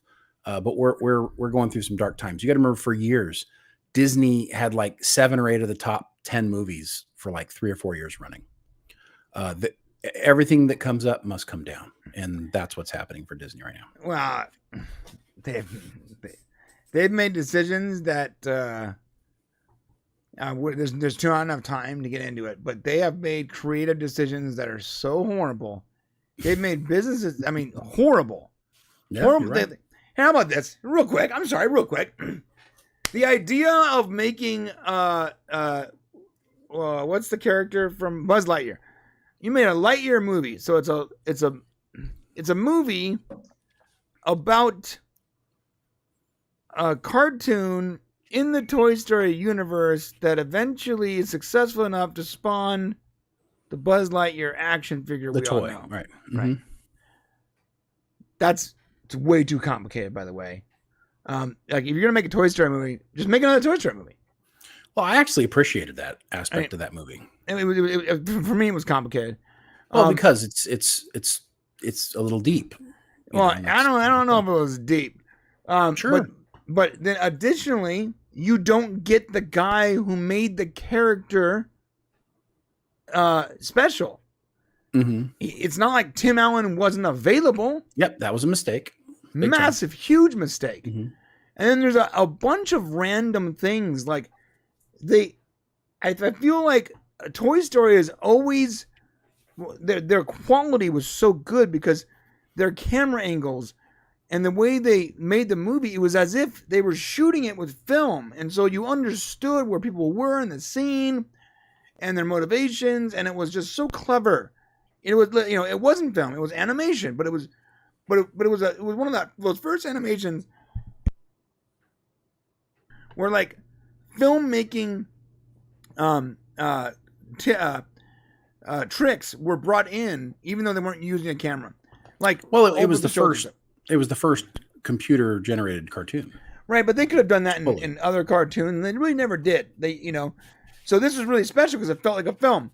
Well, so you have like these massively successful movies for a decade plus, a bunch of other movies that weren't even part of your system that utilize your exact method for creating a film with animation, but then you make Lightyear and you forget about the majority of those things, and it might as well be a long episode Saturday morning cartoon from my perspective. The lighting was weird. I want to know. So many times I watch this, like, where's the light coming from? Where's it coming from? There's so many, I don't know what a light source is. The way it cut, I thought initially, like, oh, they're cutting this in a way that makes you not, uncomfortable because they're gonna like reveal something, but that never actually happens. It's just technically not a good movie. Now, maybe the story is good. I don't know. But technically speaking, it's not a good movie, and they should have gotten Buzz. And that is the least of their offenses over the last six years of Disney movies. The least offensive one. I wouldn't say 6. I know Moana. 5 years. Moana was good. From my perspective, anything after Endgame has pretty much been bad. Yeah, I mean, it has been mostly bad. I mean, and Lightyear got the focus on the LGBTQ stuff, which played really such a minimal role in that movie. It was kind of even pointless that it was even mentioned. But the storyline was fantastic for Lightyear. The whole idea of him going through time over and over and over again to try to fix a problem. But, beyond that, I hear what John's saying about Disney. This is definitely a discussion we probably need to have on the side, because there are a lot of things lining up and happening for Disney, and you can go all the way to like Bob Iger and choices they're making going forward. But what I will share with you guys is that this strike, I do believe, is something that the studios want, and I think they're interested in keeping it going for as long as possible, because I believe it's going to allow them to shrink the amount of content that they're creating, which is going to allow them to save a lot of money. And they're going to blame it on the writers and the actors. So watch for that coming. It's coming, and it's going to help them right the ship. Everybody's losing money in the streaming business right now. Yeah, real quick. Kyle Proch says third Spider-Man movie was great, except for that wasn't a Disney movie. It was a Sony movie. Oh, you're right. You're right. Yeah, although I will say the third Guardians of the Galaxy was a good movie too. Yes, they're right. You're right. And fun fact, I learned recently that the only two Marvel movies that I've liked since Endgame, at the very least, are connected to James Gunn, which makes me feel really good about DC, because James Gunn helped Sony with a bunch of punch-ups. So you have James Gunn working on punch-ups for Spider-Man, and he literally created Guardians 3. The only two movies I actually thought were like worth the time. And so as a DC guy, I'm pretty stoked that that DC managed to poach the only good talent left over there. I apologize. Speaking of Marvel, I apologize that I seem to look like Vision right now. We don't usually record this late in the afternoon because I have light coming through my window. So you can just put some tape on it, man. I can't. There are literally 46 holes. It just, maybe you could, but I can't. All right. More from John Burns. Don't be a man alone watching a kid beauty contest. John, real quick, why are there kid beauty contests? I don't know. It's so weird, right? Why are there children's beauty contests? I just not, giving because I think there are moms who are in that, who did beauty contests, who started as children to become like the Miss Universe kind of thing. So I think that's why it exists. It's a holdover from a different time. I can promise you that shit's probably not going to go much further. Yeah, it's weird. Like you're never going to catch me or any of my kids at a beauty contest. That is weird to me. I felt weird watching my throat's messed up. I'm like, oh my gosh, we lost Brian. I felt weird. I was watching I have twin daughters, and they had like a recital for some like dance class or gym class, or I don't even know, bro. It's some kind of thing where they dress up in costumes and they do routines, and there's like 15 different versions of it, whatever it is.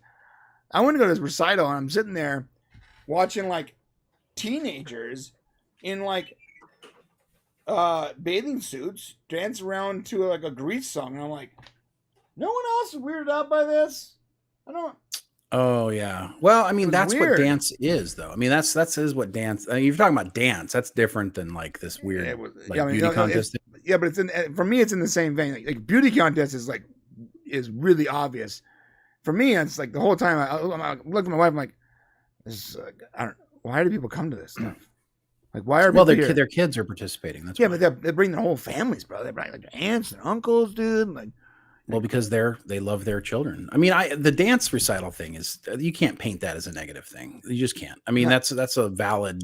I'm not saying it's negative, but like it just seems so. I felt awkward and creepy the entire time. Not that I was creepy. Maybe. I was creeped out by the.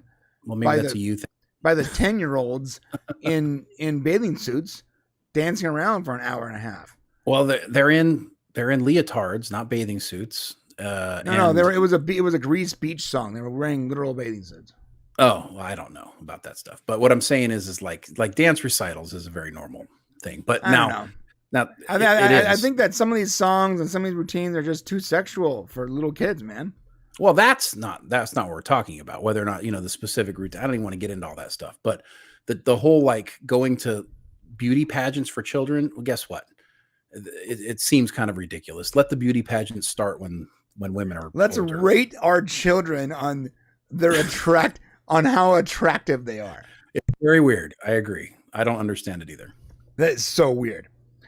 How about this? Triumph of the Will could be worse. At Shane, what is that? Triumph of the Will. Let me check that one out. Yeah.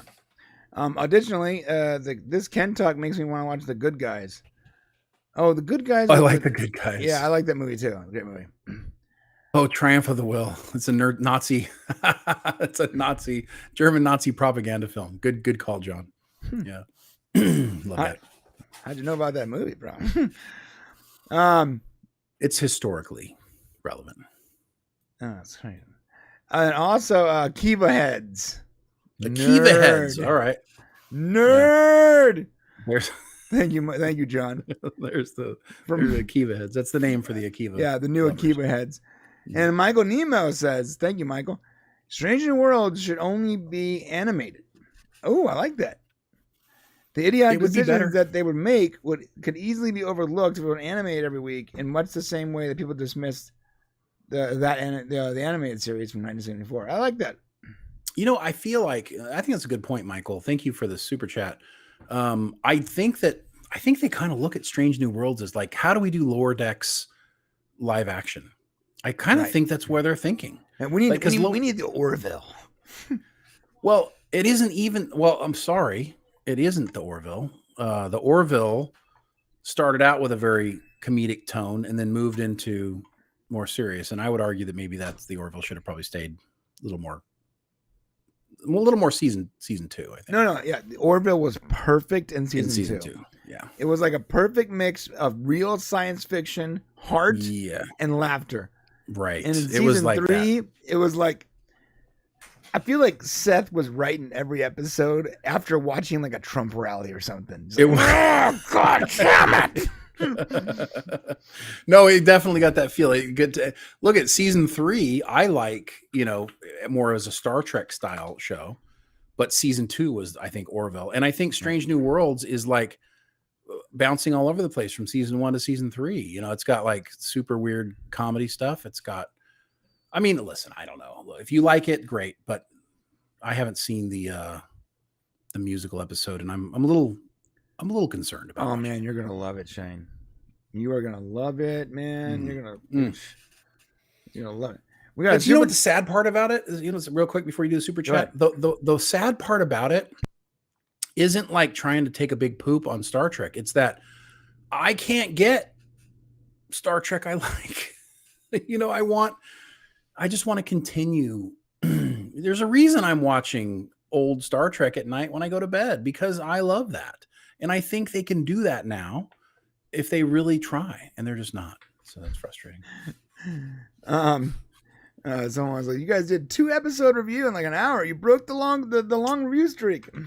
Yeah, we chose not to do frame by frame anymore because I don't know why, Brian. It's just not interesting enough. The thing is, once you go like, oh, we're gonna do frame by frame this episode, now you gotta do every episode. And when it's like every 5 episodes, there's something that is worth a frame by frame. It's not really worth the other 4 you had to endure.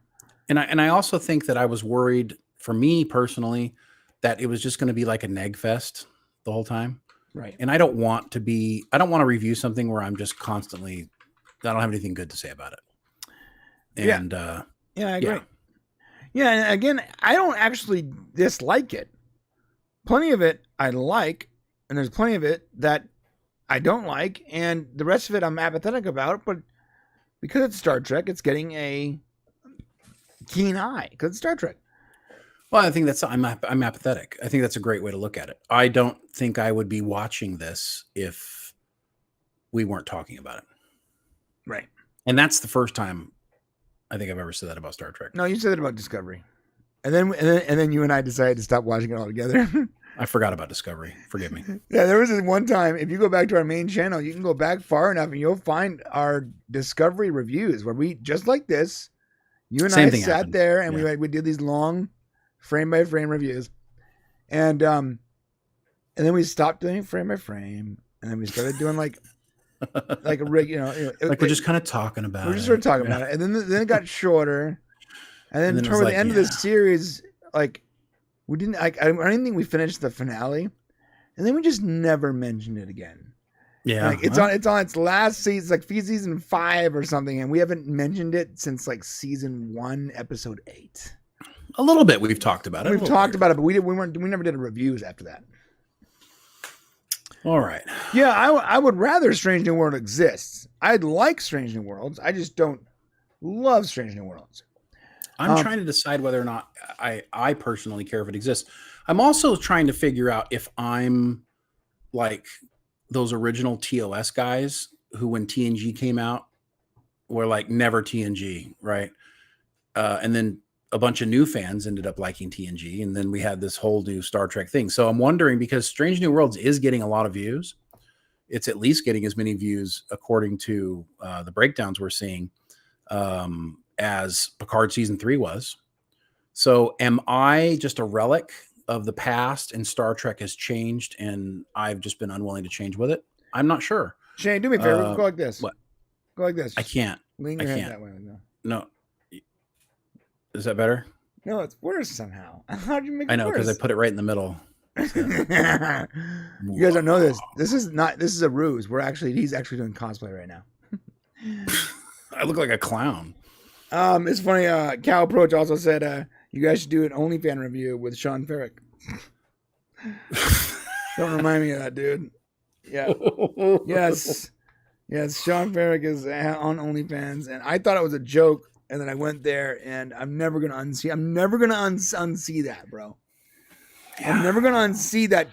Well, at least now we get it. It's this depraved individual. Now we get it. We get it. We understand why his thoughts are what they are. Anyways, from Yo Seidman for $5, Strange New Worlds number 8 was better. I'll put it on the screen here. Sorry.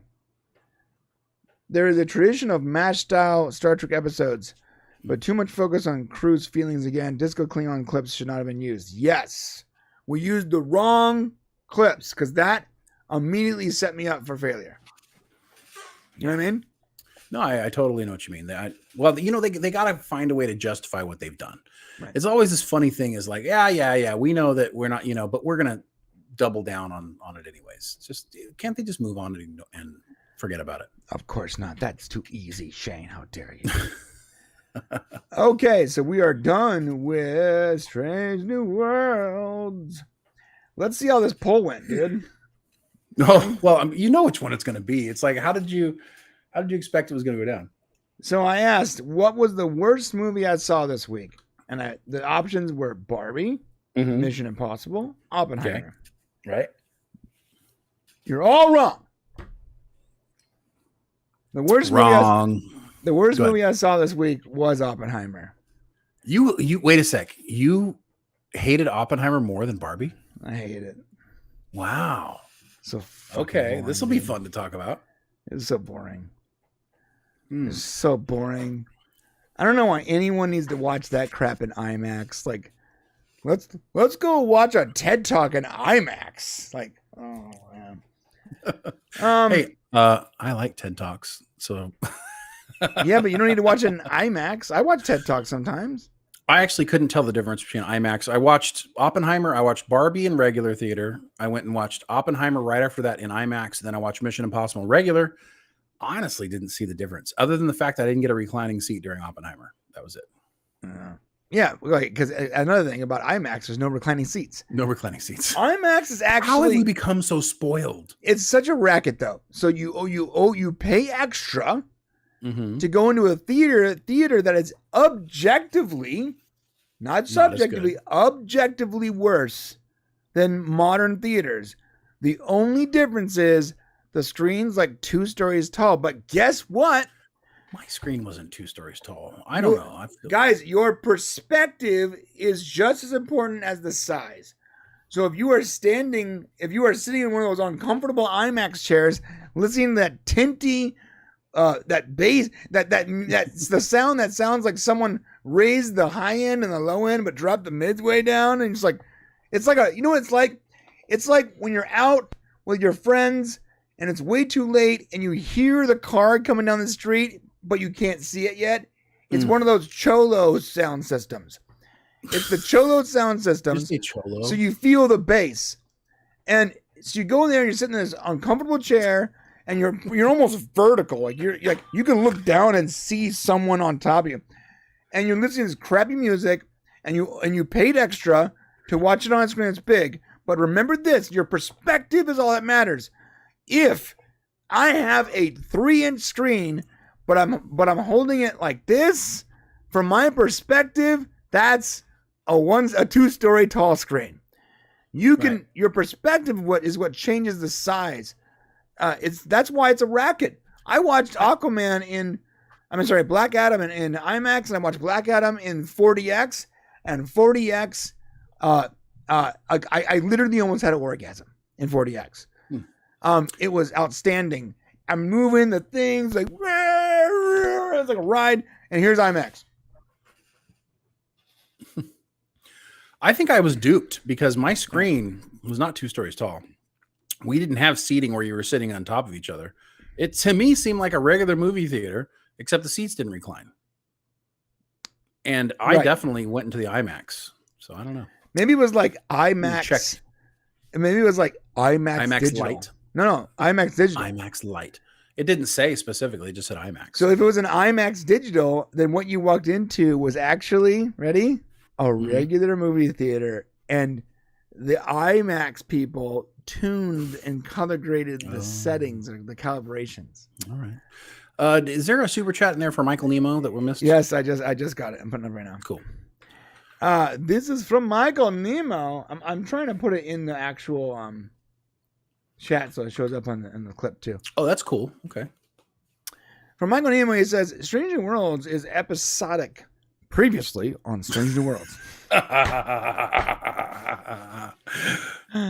Damn. Nice one, Michael. Yeah. You could drop the mic on that one, bro. It's true. It's like literally every third episode is exactly like that. Right? Listen, every week we're going to give you a new episode. True. Previously on Strange World. How about those before you move on, how about those unskippable ads at the beginning of Paramount Plus? It's actually driving me crazy now, and I don't even care about that kind of stuff. So it's not just me.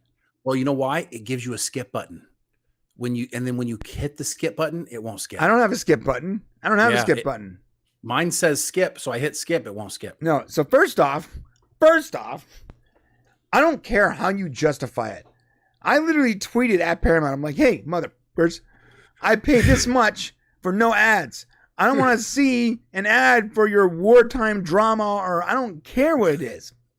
If every one of your ads was Gal Gadot and to Paul making out for 10 seconds, I wouldn't care. Shut up. I was gonna say, don't lie. Okay.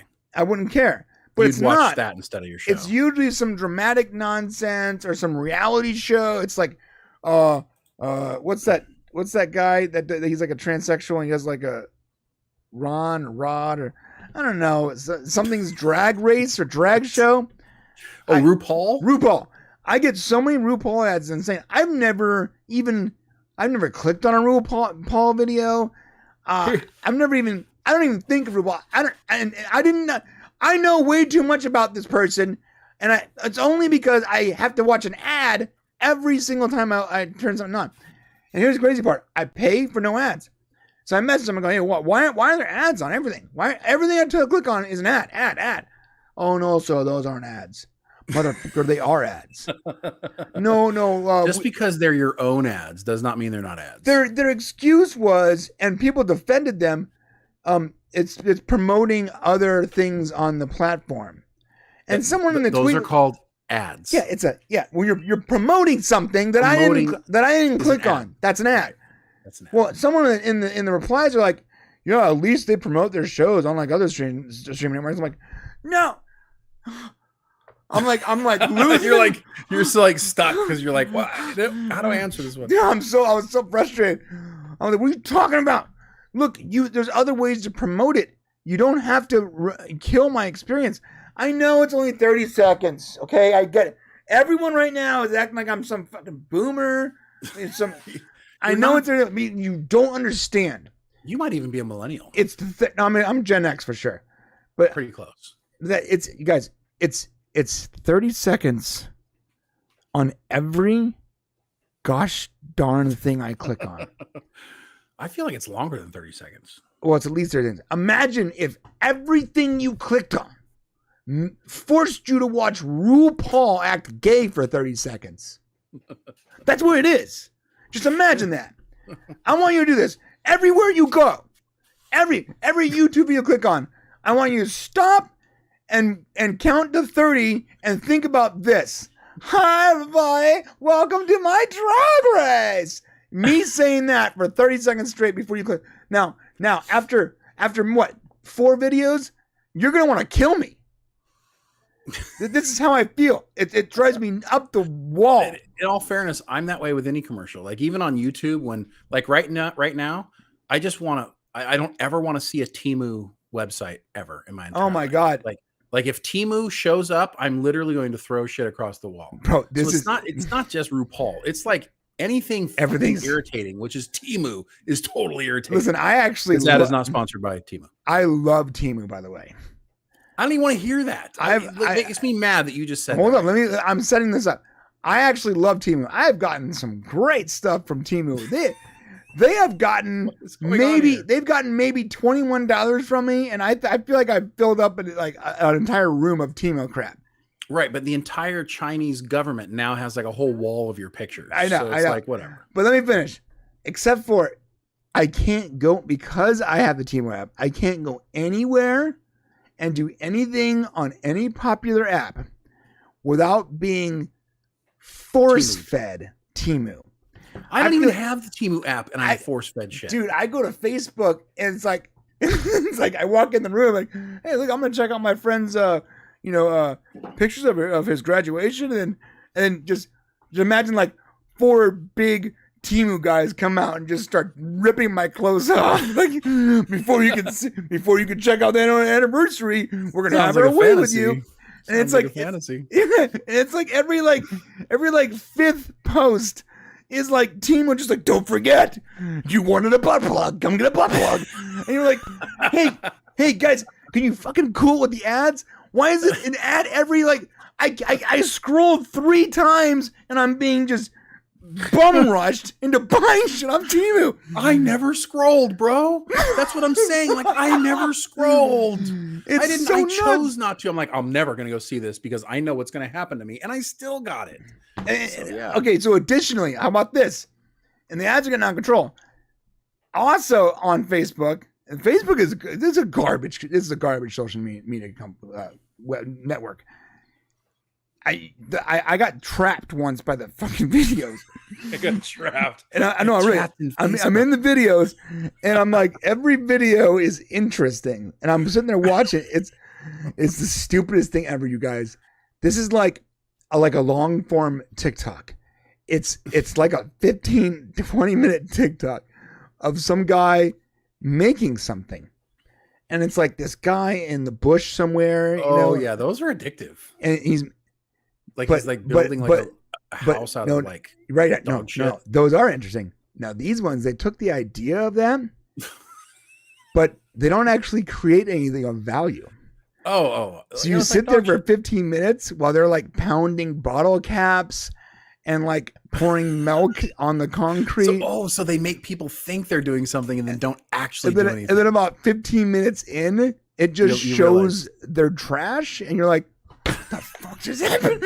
That's genius. That's that's like troll video making right there. Or someone's like, somehow I ended up on like the India Facebook, because there's every recommended video is some guy making juice or popsicles on the street, and there's flies everywhere, and all the comments are like, that looks delicious, bro. It looks really good, man. You did a good job. That looks delicious fruit. And I'm like, yo, you guys see the flies? I've been to all those places. That's for real. Flies everywhere. The guy is like scooping the juice into the freezer thing, and he's clearly getting flies into it, and no one gives a fuck.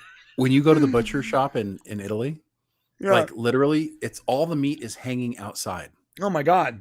So when you walk up to pick your meat, you pick your meat off of a thing that's hanging from a roof outside, and that's how you take your meat.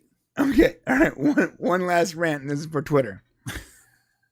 I swear to God, if I get tricked again in thinking that an ad is a reply to a thread, I'm gonna lose my shit. I have now. It's at least once a day. People figured it out. Yeah. Once a day, I'm scrolling a thread, and the way Twitter works is it's confusing. They don't show you the whole thread anymore. They show you the first few results, and then whatever. I don't know what the algorithm tells you. Like everything after that is either ads or other tweets. Bro, Elon, my dude, listen.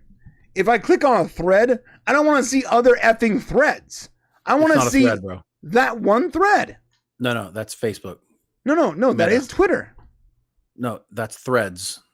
So you said thread. No, F you. I'm not calling it that. You got to call it X's. Come on, get it no, right. Whatever. A thread is an internet term. It's not. You can't own that name. The fact that they so listen.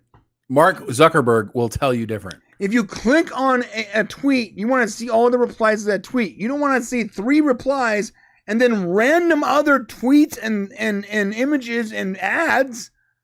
Like, how are you even determining what that is going to be for me? Like, and trying to find like the read more is a nightmare. You have to you have to fight with your phone to not click the ad because like the read more and the ad are like 3 microns away from each other. You're like, yeah, you're a business person. Wouldn't you do the same thing? I got some ad. Yep. Every time. I got paid for a click. Oh my God. Look, yeah. I like Elon Musk, but like the changes being made on Twitter right now are just like, what the hell, man? Well, yeah, we'll talk about that right now. First, let's do Michael Nemo. Michael Nemo says he has one more super chat, and he apologized. Michael, never apologize for sending us super chats. Thank you. We have no problem. Apologize. Brian, find it. Where is it? Quick. I have nothing else to say. Where? I'm assuming it's probably in members chat. Oh, it's right. Strange New Worlds episode. Oh, maybe it's on Streamlabs. He's like mixing it up, dude. He put it on the other one for you. But we are going to talk about. We're going to talk about them. We're still going to talk about Barbie. I read that one. He said there's one more. We're gonna talk about Barbie, Oppenheimer, Mission Impossible, but we do need to talk since we're already here. We got to talk about X.com. X.com. Maybe some of that one. Strange New Worlds could only be an animated. The idiotic decisions they make could easily be overlooked if they were. I'm gonna put it on the screen actually. Yeah, I think I read this already, but I don't think I put it on the screen. So if we're missing it, Michael, just tell us where it's at, and we'll find it, and then we'll take 5 lashings because we should. I have 5 screens, and it's not enough screens. Yeah, I agree with that. Yeah. All right. Yeah. Thank you, Michael. By the way, thank you, everyone. You guys have been really great today. But we appreciate you guys because I tell you what, we need it. Dude, no monetization till October, and that's like maybe. And you know what's sad about it? We don't know what we did wrong. So like if we screw up again in the future, we just won't know why. So that sucks. Yeah, and to make it worse is the amount of times that I've held back not wanting to cause trouble. It's like, so here's the deal. Like when you have let's say you have a YouTube channel and just you can take risks because you're not taking risks on behalf of someone else. Like I will never take a risk on behalf of Shane and vice versa, right. Which means everything we do has to be deliberate and we have to talk about it. And when it comes to streaming, we have to be careful not to be, not to risk each other's, position. And well, now that we're not demonetized, notice I don't really care today. So say whatever you want. Yeah. Okay. All right. What do you want to go into next? We need to talk about X.com. Oh, we have to because X.com. It shocked me. It shocked me to no end. So if you guys aren't aware, and maybe some of you care, some of you don't, if you're not on Twitter, and listen, if you're not on Twitter, I wouldn't blame you. Twitter can be a very angry and violent place.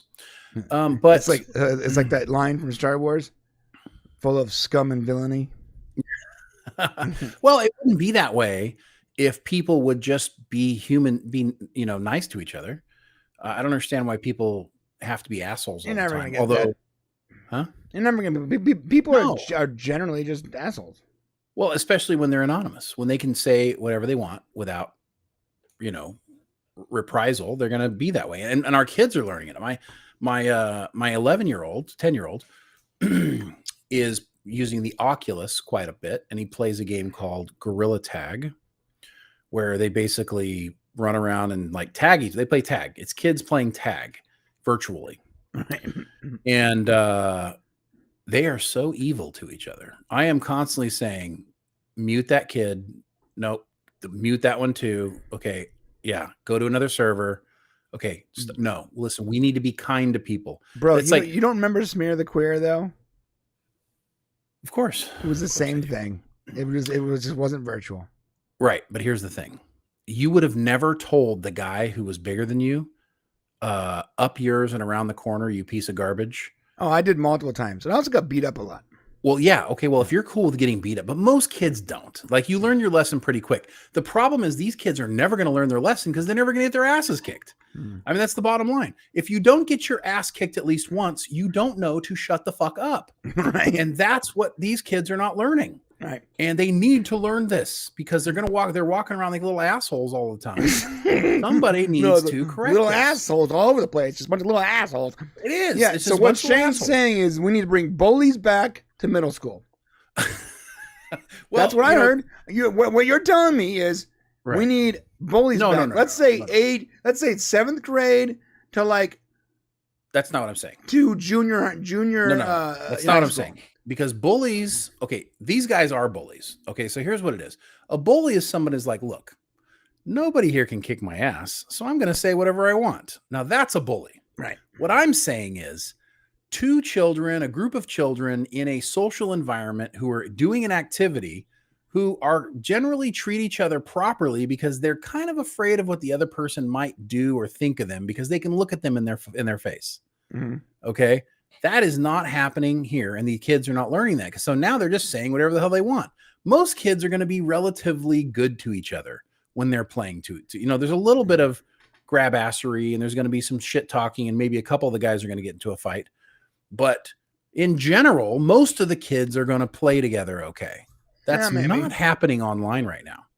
I know you probably don't see this a lot because this is, it's really hard once you let your kids be in like a world with other people.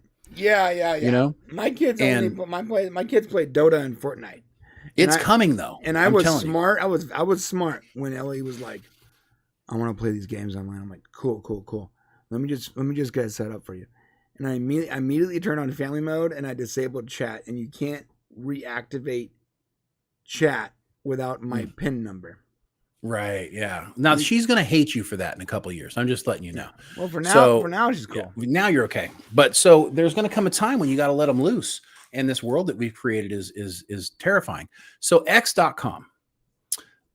If you guys aren't aware, Elon. It's a porn site. Oh, it's not a porn site actually. Oh, I get it. It's just Twitter. It looks like a porn site. It sounds like a porn site. And it sounds like this is like 2003, and this is the new White House net. Sorry to cut you off. Yes. So Elon's got a hard on for X. That's just it. He's like, he's autistic. He loves this X. He loves X. He wants X. In fact, he tried to make PayPal X. The letter X, not the drug. What the fuck are you talking about? You keep saying X, but there's what's X? Is X a drug? Yeah, ecstasy. We call that ecstasy. No, it's called X on the street. All right, fuck what? Okay, Mister.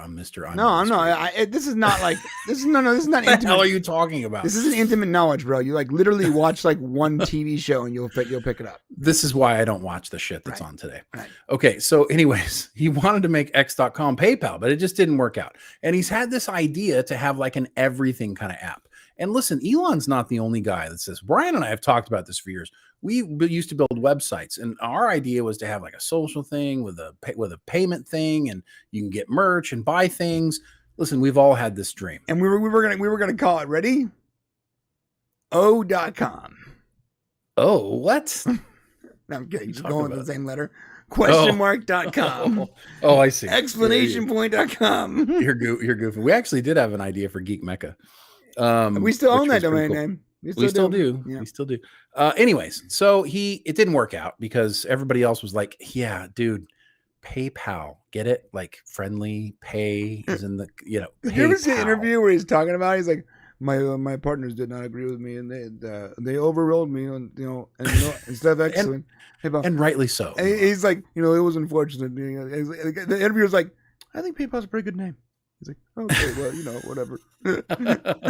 Like to this day, like decades later, the guy is still a little hurt by the fact that he couldn't get his X.com. Well, and think about it. You have SpaceX, right? Yeah. I think one of the Tesla X series, I believe it's called.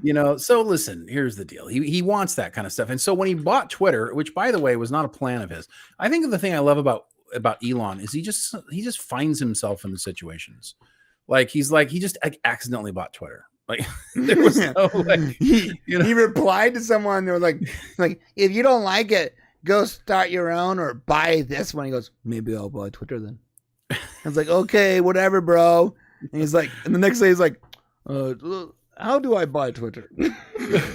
No, that's not. And by the way, he's not Russian, so I don't know. I can't do his accent's very hard to do. He's South African. It's hard to do.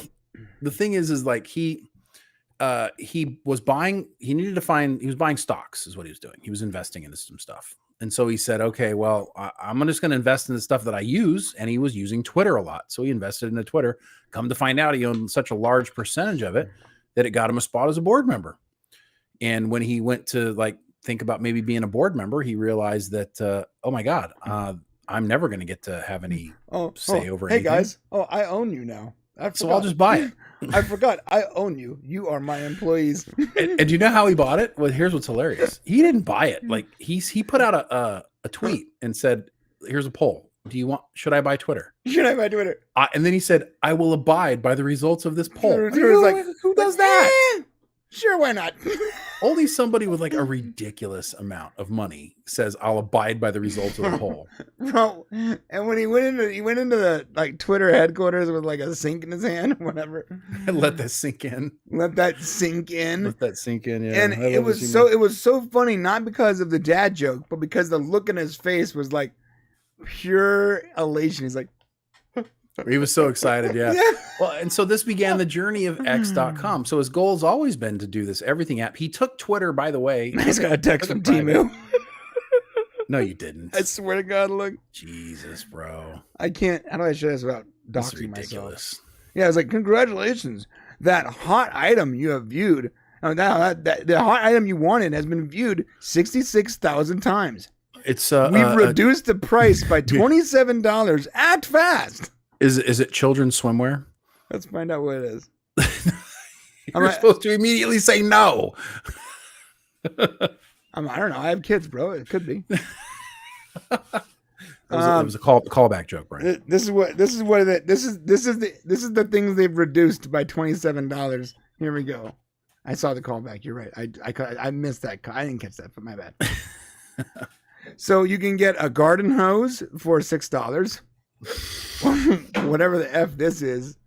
Some glass. By the way, kids are making these things. If you're worried about kids are making these products. Hey, bro, do you want 75 small trash bags? No. For $2.77? 75. 5 rolls. How many? Wait, so it's 5 rolls, 75 pieces. So what is the math on that? So it's like 5. I don't care. No, think about this though. Ready? So 375. They're bathroom trash bags. So that'll never fit in an actual. Yeah, they're about 10 by 8. Right. So 375 for only $2.77. You can get a plus size casual blouse. Some reading glasses for $3.48. What business model here, guys? I don't know what business model. I think it's bug someone until they find out one random thing. They're like, Is it an information campaign? Isn't it an information campaign? It has to be, right? I don't know. Like this is the Chinese people's way, the Chinese government's way of buying our information. It has to be. Who needs a corn scraper? Who needs that? Huh? It's a corn scraper. Oh no, women like to scrape really? Their feet. Oh yeah. No. Corn, like corn on the cob, dude. Oh, I can't really see it. So it's yeah. Yeah. Okay. Maybe. There's some condoms, but they call them shared leg protectors. But what are we doing here? And that's another thing too. It's like this site also it doesn't allow adult content, but it actually does. You just can't use adult words. So you'll see like what were you looking for? Like, how do you know that it doesn't allow? So I'll tell you. All right, I'm looking for those. They're always too expensive. It's those gloves you put on, and the gloves like massage your hands. I have bad carpal tunnel. Oh, okay. So on Amazon, they're like $200 for a set. So I'm like, I'm gonna look them on Temu. But on Temu, they're 99 cents. So I went on Temu and I was like, hand massagers, and I went down a rabbit hole of depravity that you wouldn't even know. How about this? Women's internal massage therapy. Internal. Therapy.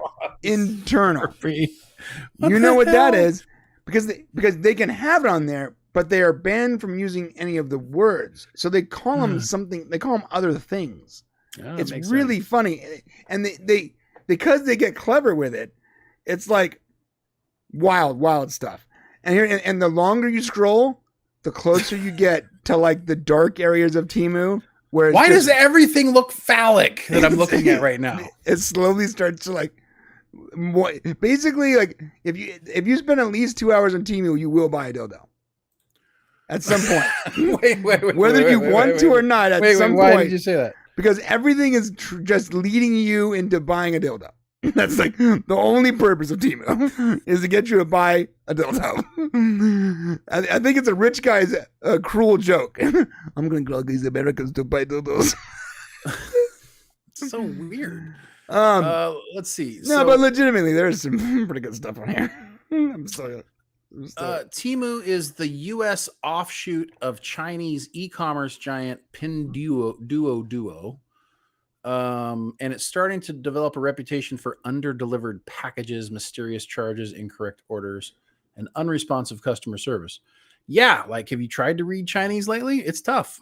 Okay. Yeah, listen, anyone who buys a 49-cent bar of soap on Temu and then hits up customer service, leave the internet. Fucking leave. If you got scammed for 49 cents and you want to complain, go, don't do it. Just go somewhere else. Upon first glance, Temu could leave some users questioning whether it's legit. On top of really cheap consumer goods, Temu boasts opportunities to earn credits through spin the wheel games, or if you convince your friends to join. It just came up. My spin the wheel just came up. It's addictive, bro. Jesus Christ. Over the last couple of months, posts praising Temu have spread like wildfire across Facebook, Twitter, and TikTok, though many of them use glowing language that appears to be recycled from one post to the next, so bots. But at the moment, Temu is very much a real platform offering a variety of real, heavily discounted products from air fryers to wireless Lenovo earbuds to clothes. $1.65 for 5 pairs of socks. Users who turned to Temu this month as a lifeline for holiday shopping in the made the fastest. Okay, so why? What's the point here? Why are they doing this? Okay. The strategy makes sense once you realize that Temu is a sister company to this Chinese e-commerce giant, which has offered similar deals in China for the last few years. They found their success in China selling heavily discounted products straight from manufacturers to low-income buyers, as well as agricultural products to farmers. The company now, and it's, what the hell is it? Okay, let me tell you how they, forget it. Forget this stuff. Let me tell you they can afford to.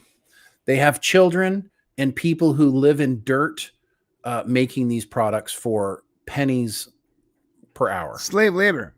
It's slave labor. That's how they're able to do even more so. It's slave labor paid for by by Apple and Samsung and other companies. And the products that they sell on here, you can always find a corresponding Western product. Which means that they're being made in a factory in China, and what they sell here is their brand of that exact same product, which is basically that product without the logo. That's it. So let's say you like, I really like that Mike Lindell guy who's like, hey, everybody, you need to buy a pillow. And I'm like, you know what, Mike, you're right. I'm going to go buy a pillow right now. And you go to Mike Lindell's website to go buy a pillow because you also want to stop doing crack. And so you go to his website. You're like, I need to stop doing crack. I'm gonna buy a pillow. Then you find out that his pillow's like $100. You're like, oh fuck that. I'm too. I gotta save my money for crack. This pillow's too expensive. So then all of a sudden, though, on Temu, instead of my pillow, it says their pillow or something, and the logo looks similar. Mike's losing his mind and you're right like, now. You know what? You know what? I think this might be like a My Pillow. And you go to the reviews, and all the reviews are like, dude, it's basically My Pillow for $3. And so you buy it and then you realize it costs Mike about $3 to make that pillow he's selling for $100. That's a good point, actually. But here's the thing: is the product's quality. You've gotten some. Yeah. What do you want to see? I got stuff here. You want to see this flashlight? Did you say fleshlight? No, it's a flashlight. Oh, sorry, I misunderstood. So I bought this as a gag, right? The ad said 9,000 BTUs of power. You're like, first off, I think it's not a BTU. Yeah. First off, it's not a BTU. Secondly, I think you're looking for lumens. And if it was 9,000 lumens, I think you would burn a hole into the center of the earth. So it's not 9,000 lumens. But I had to buy it because it said 9,000 BTUs of sunshine power. And I'm going to tell you something. It's rechargeable. Yes. It's not an ad. You literally plug this in, you charge it. Okay? I left it on one time, and the thing lasted 4 hours with the light on one charge. It has this big bright light here and then another floodlight here. I'm looking at this. There's no way that this is valuable. First off, it's insanely bright. I have.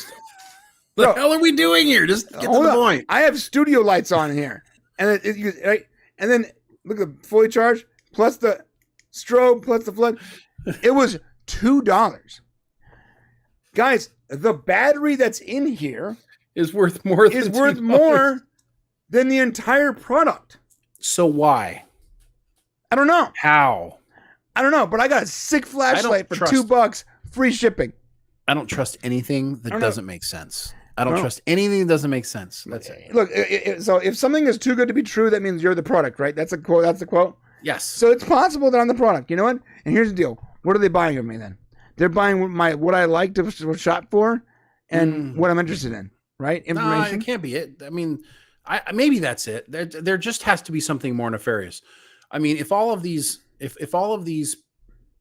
basically what it is when he's right. When Americans go and buy things, create products, they are created in China so that they can sell them over here in the States for profit. And they're cheap in China, very cheap. But this is almost even cheaper than what Americans get them manufactured for. And we have a lot of experience with that. So these products seem cheaper than that. Yeah. So this is where I think it might be. So it could be the stuff they manufactured that they didn't give to their customer, right? So technically it would be counterfeit, except for it's not because they never put the customer's logo on it, right? Right. So it could be that. It could be straight up just it's not actually, they're just lying to you on the listing and it's garbage stuff. Which, by the way, I used to use Wish.com and Wish is like that. Everything you think you're buying, you get the garbage version. Temu so far has only shipped what I bought. If you sell something for $2, okay, and it costs you, the plastic casing is more than $2. I don't know. This is what I'm trying to say. Like if you sell it for $2, I'm assuming you're paying for shipping. No, free shipping. On top of that, shipping is free. So now, as long as you get the fuck out of here. Yeah. Hold on. Wait. Now, Never mind. It wasn't like, as long as you got. Might as well talk about UFOs. As long as you got $10 worth of stuff, shipping was free. Yeah, forget it. So here's the third option. It's the overstock stuff that they produced that they couldn't sell on the primary market as the off brand, and now it's on the secondary market as off brand. All right. Because I remember when I was in the tree shirt business, my boss would buy things from big expensive brands. She would say like $40, for a pair of jeans that he was going to sell for $400. But you have to at least break even. But but see, the next year though, he would sell that product at a slight loss to the off-price group, and every year the off-price would resell it until it eventually ends up in a TJ Maxx for $8. Right, but that's not what's happening here. I get what you're saying. That's a whole part of you're right. That's part of the system. They're selling products that are cheaper than they cost for them, I'm assuming, to make. You got to pay somebody. I mean, you got employees who are writing the things and shipping the stuff. I mean, right? $2 is $2. Anyways, I don't know. I don't know. I don't know. But now I want to shop more on Temu. Damn it. Okay. What am I missing? Fear of missing out. Yeah, here's my fear of missing out. They're going to come and take your family someday. I don't know how. They're going to. You signed some deal with the devil. I don't know. Let's move on. Moving on. Let's talk about Mission Barbenheimer. Yeah, did we finish the X.com thing, or we? No, we didn't. We got distracted, didn't we? So just to finalize that, so Elon wants an app that does social media, i.e. Twitter, financial stuff, i.e. PayPal, and video, chatting. It's an all-in-one app that pretty much does everything. Everything app. And that's what he's going for. He's done it. He's crazy a little bit, I think, because rebranding Twitter is a huge gamble. But here's the thing. Twitter's not, as soon as I realized Twitter's not a public company anymore, it just doesn't matter anymore. Right. It wouldn't change the stock price, but still. Well, there is no stock price. Right. It wouldn't change. Yeah, it wouldn't hurt you. But you have a decade of, of brand recognition, one of the biggest brands ever. I don't know why you wouldn't utilize that. Like, you still own Twitter. You own the brand and the logo. That's a massive deal. Like, I would say the trademark for that might be more than whatever next app you're going to come up with. So, like, why not create Twitter, but not like why create another section called Twitter X that why don't you make an X app that compiles PayPal and Twitter and Venmo or whatever? I think it has to do with him not wanting a legacy. I think he wants it to be X, period, and he doesn't want Twitter to be. He doesn't want it to be called Twitter. That's somebody else's name. Right. And Meta, I mean, Facebook did that with Meta. They called their parent company Meta, right? But they didn't go all in, and they didn't call it Facebook Meta. It was still Facebook, but now the company's Meta, but Google is also Alphabet. So why couldn't you call it like an X product then? Because he wanted to go. He cares. Yeah, he cares less about the money and more about what he wants to accomplish. I see. Which is why Elon Musk is somebody you never want to bet against. He doesn't care about the money. He really doesn't. The dude's got more money than he can ever spend. And this whole thing with Twitter, he's just like, whatever. Yeah, X, that's what it's called. And I have more bills than I can ever pay. What? If he has more money than he can ever spend, and I have more debt than I can ever pay. You just like come up with these like random things. No, we got more. Actual, it's a fact. I'm gonna die with this debt. Come at me, bro. Of course you are. Most of us are. Go ahead. No, it's You think I'm gonna pay off my house before I die? No way. No way. So yeah, I'm pretty much there with you. I still think it's a bad idea, and I'm hoping that I'm hoping in like 5 years, you're like, oh damn, that X.com thing worked out, huh? Because to me, I'm like, how does this even make sense? Like, why would you do that? And there's still all this like legacy stuff on the website that still says like Twitter, and it's just like maybe if you're gonna change the name, why don't you change the name? But first, get your ducks in a row before you make the change, so that because I think it makes him look so impulsive, Anyway, that's my thoughts. All right. Well, what are your guys' thoughts? Let us know. Yeah, I personally don't care. It is kind of weird though when I go to my computer and I look up for the blue Twitter thing for the tab when I want to do tweets. I keep thinking, oh God, I don't have Twitter open. But it looks different now. It has an X. Yeah, you know why, guys? I have a hard time finding it. He has so many windows. He no longer sees words. He just sees icons. It's like the Matrix. Yeah. That's how I operate now. Yeah. Okay, well, that's it for Twitter. Are we going to go into... We're going to go to the member section pretty soon. What do you want to do before we leave there? We're going... No. We're talking Barbie. So, Barbie. So, you want to talk about the Mission Barbieheimer, then go members? Yeah, Mission Barbenheimer, and then members. All right. Yeah. All right, so Barbenheimer. I'm actually changing. First off, I did not like Oppenheimer. I thought it was slow. I liked the acting in it. I liked the story, but I thought the movie was very slow.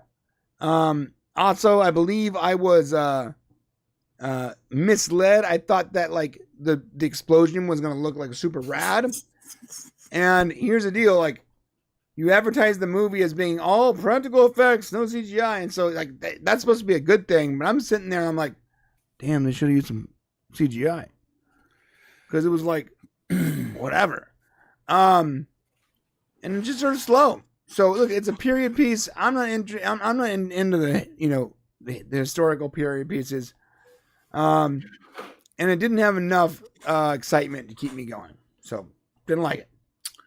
Yeah, and I think you represent probably a good fair number of movie people who like to just go out to the movies for popcorn and for explosions. Right. And that's kind of like your enjoyment factor. And then there's another category.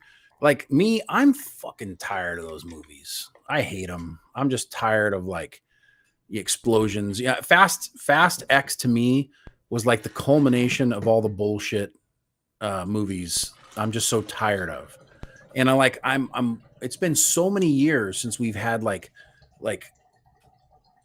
what does that sound? It sounds like you're peeing. No. What is that? It's my refrigerator has a drink dispenser. Oh, that's hilarious. I was like, oh my God, is Brian doing a sneaky leaker on us? What? We've been here a long time. Here's the deal. By the way, if it goes my way, by next year, I will also have a bathroom connected to my studio, which means I can just live here. That's the plan, right? Yeah. So I can't remember what I was saying, but no, the Barbie Oppenheimer thing. Like, you're tired of the vapid crap. I'm tired of it. I'm tired of all the superhero movies. I'm tired. I want mentally massaging movies. I want movies that are going to challenge my brain. How did Oppenheimer challenge your brain? Dude? I'll tell you in just a minute. Okay. I want to think. I want to have things inspire me. I want to be inspired. I want to go see Titanic again. I want movies that are made so well that I'm like, how the hell did they make that movie? I want those kind of movies. I don't like historical pieces, man. I just don't. I don't like, and that's fine. There's a lot of people who don't care about history. Like the whole thing with Oppenheimer. I don't mind history, but I don't need 3 hours to tell a story you can tell me in 13 minutes. You sound like the people who watch our videos. No, I'm saying that's not that. Like, you're not taking me down a path that's entertaining. It's a very drawn out thing. Same with Titanic. Good movie. I recognize its skill, but goddamn, it's boring, dude. Wow. Yeah. So we just have a different. Listen, you want to be entertained in a movie. You want to be visually, and there's nothing wrong with that. I also want to be inspired. I want my thoughts to be provoked. I never felt my thought wasn't provoked by Titanic. Well, it should have been. Why? The level of movie making to bring Titanic back to life in an age of not. Yes, and you recognize that skill, but you said thought provoking. I'm not. Yes, I recognize the skill, and I said this is a good movie, but in no way was. I already knew the story. You got to experience what happened to some degree the day the Titanic went down. It took too long. Something that's been in our cultural. That's been a part of our culture and a part of history, and that people have imagined for a long time. There's a reason why Titanic has made as much money as it did. Took too long, and that's because it puts you through. In your opinion, I think you like cheaper, cheesier movies. No. Don't give me a movie that is thought provoking, that is deep, that you like. I like movies that focus forward.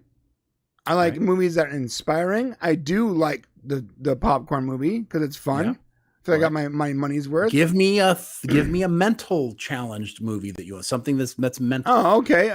My favorite movie, Stargate. No, I don't. Yeah, think that's adding. That is thought provoking. No, it's thought provoking. Popcorn. No, it's not popcorn. No, it's not popcorn. No, it's like. How about 2001: A Space Odyssey? No, why do you got to go back? Go forward. Give me a thought. Give me an inspiring movie going forward, and not something talking about fucking 10,000 years ago or 1925. I'm talking about a movie that happened that in our culture. I can't talk about a forward movie because they haven't been made yet. No, movies about things that are going to happen in the future, not about That things was the that have already future. happened. It's 2001. No, that was the future. What are you talking about? That Oh, was the future. It was 2001, the movie. 2001. Oh my God. I Yes. thought you were talking about, I thought you were trying to get me to talk about movies from 2001. No, 2001 was good. Right. Some of the scenes dragged. Okay. But the story was very good. Yes. All right. How about Inception? Inception's great. Great movie. Okay. All right. Love the movie. I love the dream within the dream aspect. Okay. In fact, the reason I watched Travelers was because Inception. I was watching Inception with my buddy. He's like, you got to watch the show Travelers. And when I saw the director, I'm like, oh shit, Stargate, yeah.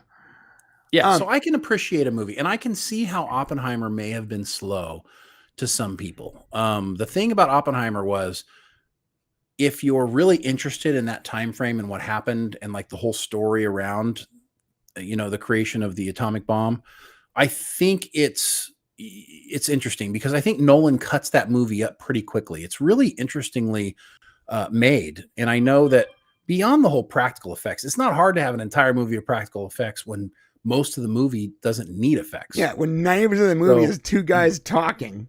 Yeah, I think there was more made. All practical effects. I would argue if someone said there was a lot of CGI in this movie, I'd be like, how? Well, Robert Downey Jr. looked fantastic. That's true, but I think that was makeup though. I think it was. I got to tell you, they need to win an award for that because 100%. I feel like I just saw what Robert Downey Jr. is going to look like. That's exactly what I thought. I'm like, so that's pretty much what Robert Downey Jr. is going to look like in 15 years. Okay. And I got to tell you, I really think that all the acting was phenomenal in the movie. It was compelling, and I can see why some people would find it boring because there's not a lot of action. And if you need action in a movie, but if you look at Cillian Murphy has been pretty much this is his first true real leading role in a big movie. And he just embodies Oppenheimer, man. Like if you go back and look at stuff with the original Oppenheimer, like he became him. And I know there's other actors who have done that in the past and stuff like that, but there's always been something about Murphy's eyes that are compelling. He has these really sharp, bright blue eyes. Even if you go back to like The Dark Knight. He was actually up for the role of Batman, and his schedule got messed up, so he ended up being Scarecrow. Yes, and yeah, but he was supposed to be Batman. Yeah, interesting. Yeah, he was in an interview. I don't know if I would have believed that. Recently, he's like, "I'm really glad that I didn't end up doing the Batman thing because like Christian Bale was perfect for it." I'm like, "No shit, buddy. Of course." But Matt Damon was great in the movie, and Emily Blunt. I mean, there were so many people in this movie that you'd go back and go, "Holy crap, this person's in this movie," and they had like little bit roles, right? Everybody wanted to be a part of this movie. And I thought it did a really good job of generating tension despite not having a ton of action. And it was a really compelling story. It had 3 really distinct acts. If you like historical movies, this is one of the best ones made.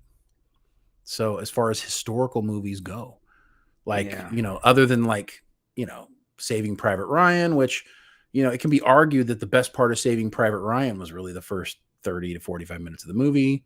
But this kind of tracks all the way through. And I think it tells a really good story of what was happening, especially in the scientific community during this time. It's a kind of a complicated thing to understand during a time when we had just everybody was worried about communism. We had just come out of World War II with the Nazis. We're dealing with the whole idea of the Communist Party in the United States was a much bigger thing than people realize. Following World War II until it became, looked at in the way that the Soviet Union made it, which was, the negative aspects of it. And then it became something that was vilified. Well, this is all happening during that time. And Oppenheimer's playing the center stage of a character who they're not sure if he's a patriot, and he's doing the most secret project in the history of the United States. So it's very compelling. Your description of it right now was putting me to sleep, dude. Well, it's so that's boring. taste. That's taste. And it's not your taste. When you already know the story, you're like, all right, how much can you do? Nah. Well, you're upset because you thought you were going to get a 20-minute sex scene and you didn't get it. Hey, that's true. I was promised a 6-minute sex scene. Who told you that? And it was only 6 seconds of mild nudity. I was a little bummed out. I was shocked there was any nudity. Women these days don't generally get undressed for these movies anymore. Yeah, I don't know, man. They don't. It's like a whole thing that's not. Yeah, there's a lot more male nudity now. You notice that? Yeah, of course there is. That's where the world's going. So here's some more thought-provoking things. I'm looking at my list. I started creating a list like you. Like I'm not using a spreadsheet. Oh, nice. But so this is my science fiction list, and just reading down from them. V for Vendetta. Love that movie. That's on my top 20. Easy peasy, easily. Inception is on my top 22. That's cool. So you called me on Inception. All right. The 13th Floor. I like that movie a lot. 12 Monkeys. I liked it a lot.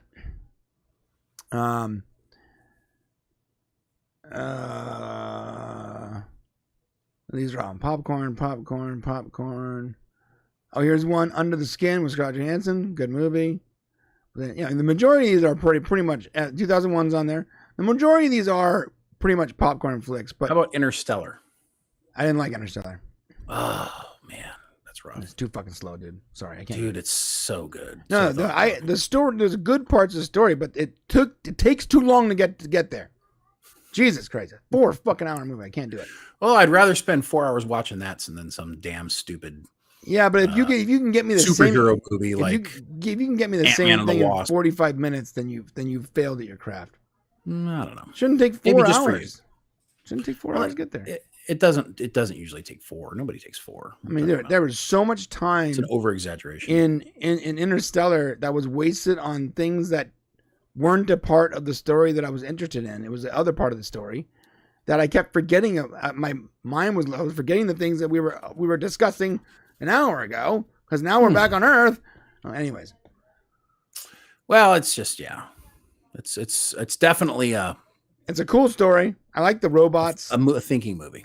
Yeah, I like the robots. I like the whole time, the time change and all that. It's cool, really cool stuff.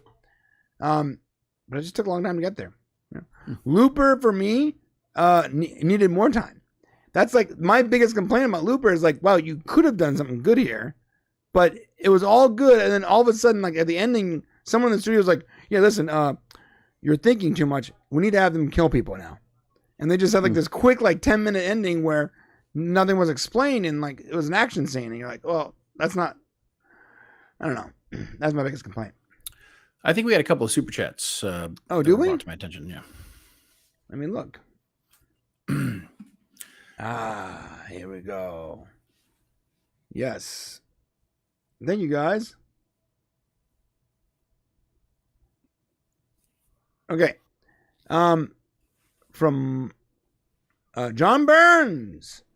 Like a Disney Sachiko Way movie. I think it's time. Sachiko Way. That's like Pocahontas, right? Sachiko Way. Yeah.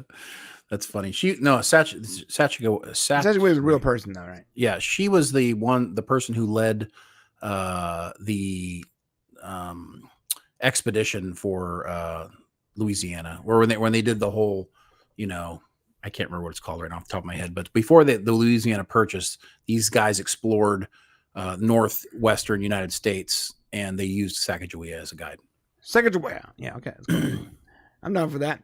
But in typical Disney fashion, you got to like completely bend the character, so it can't be like an actual like Native American lady.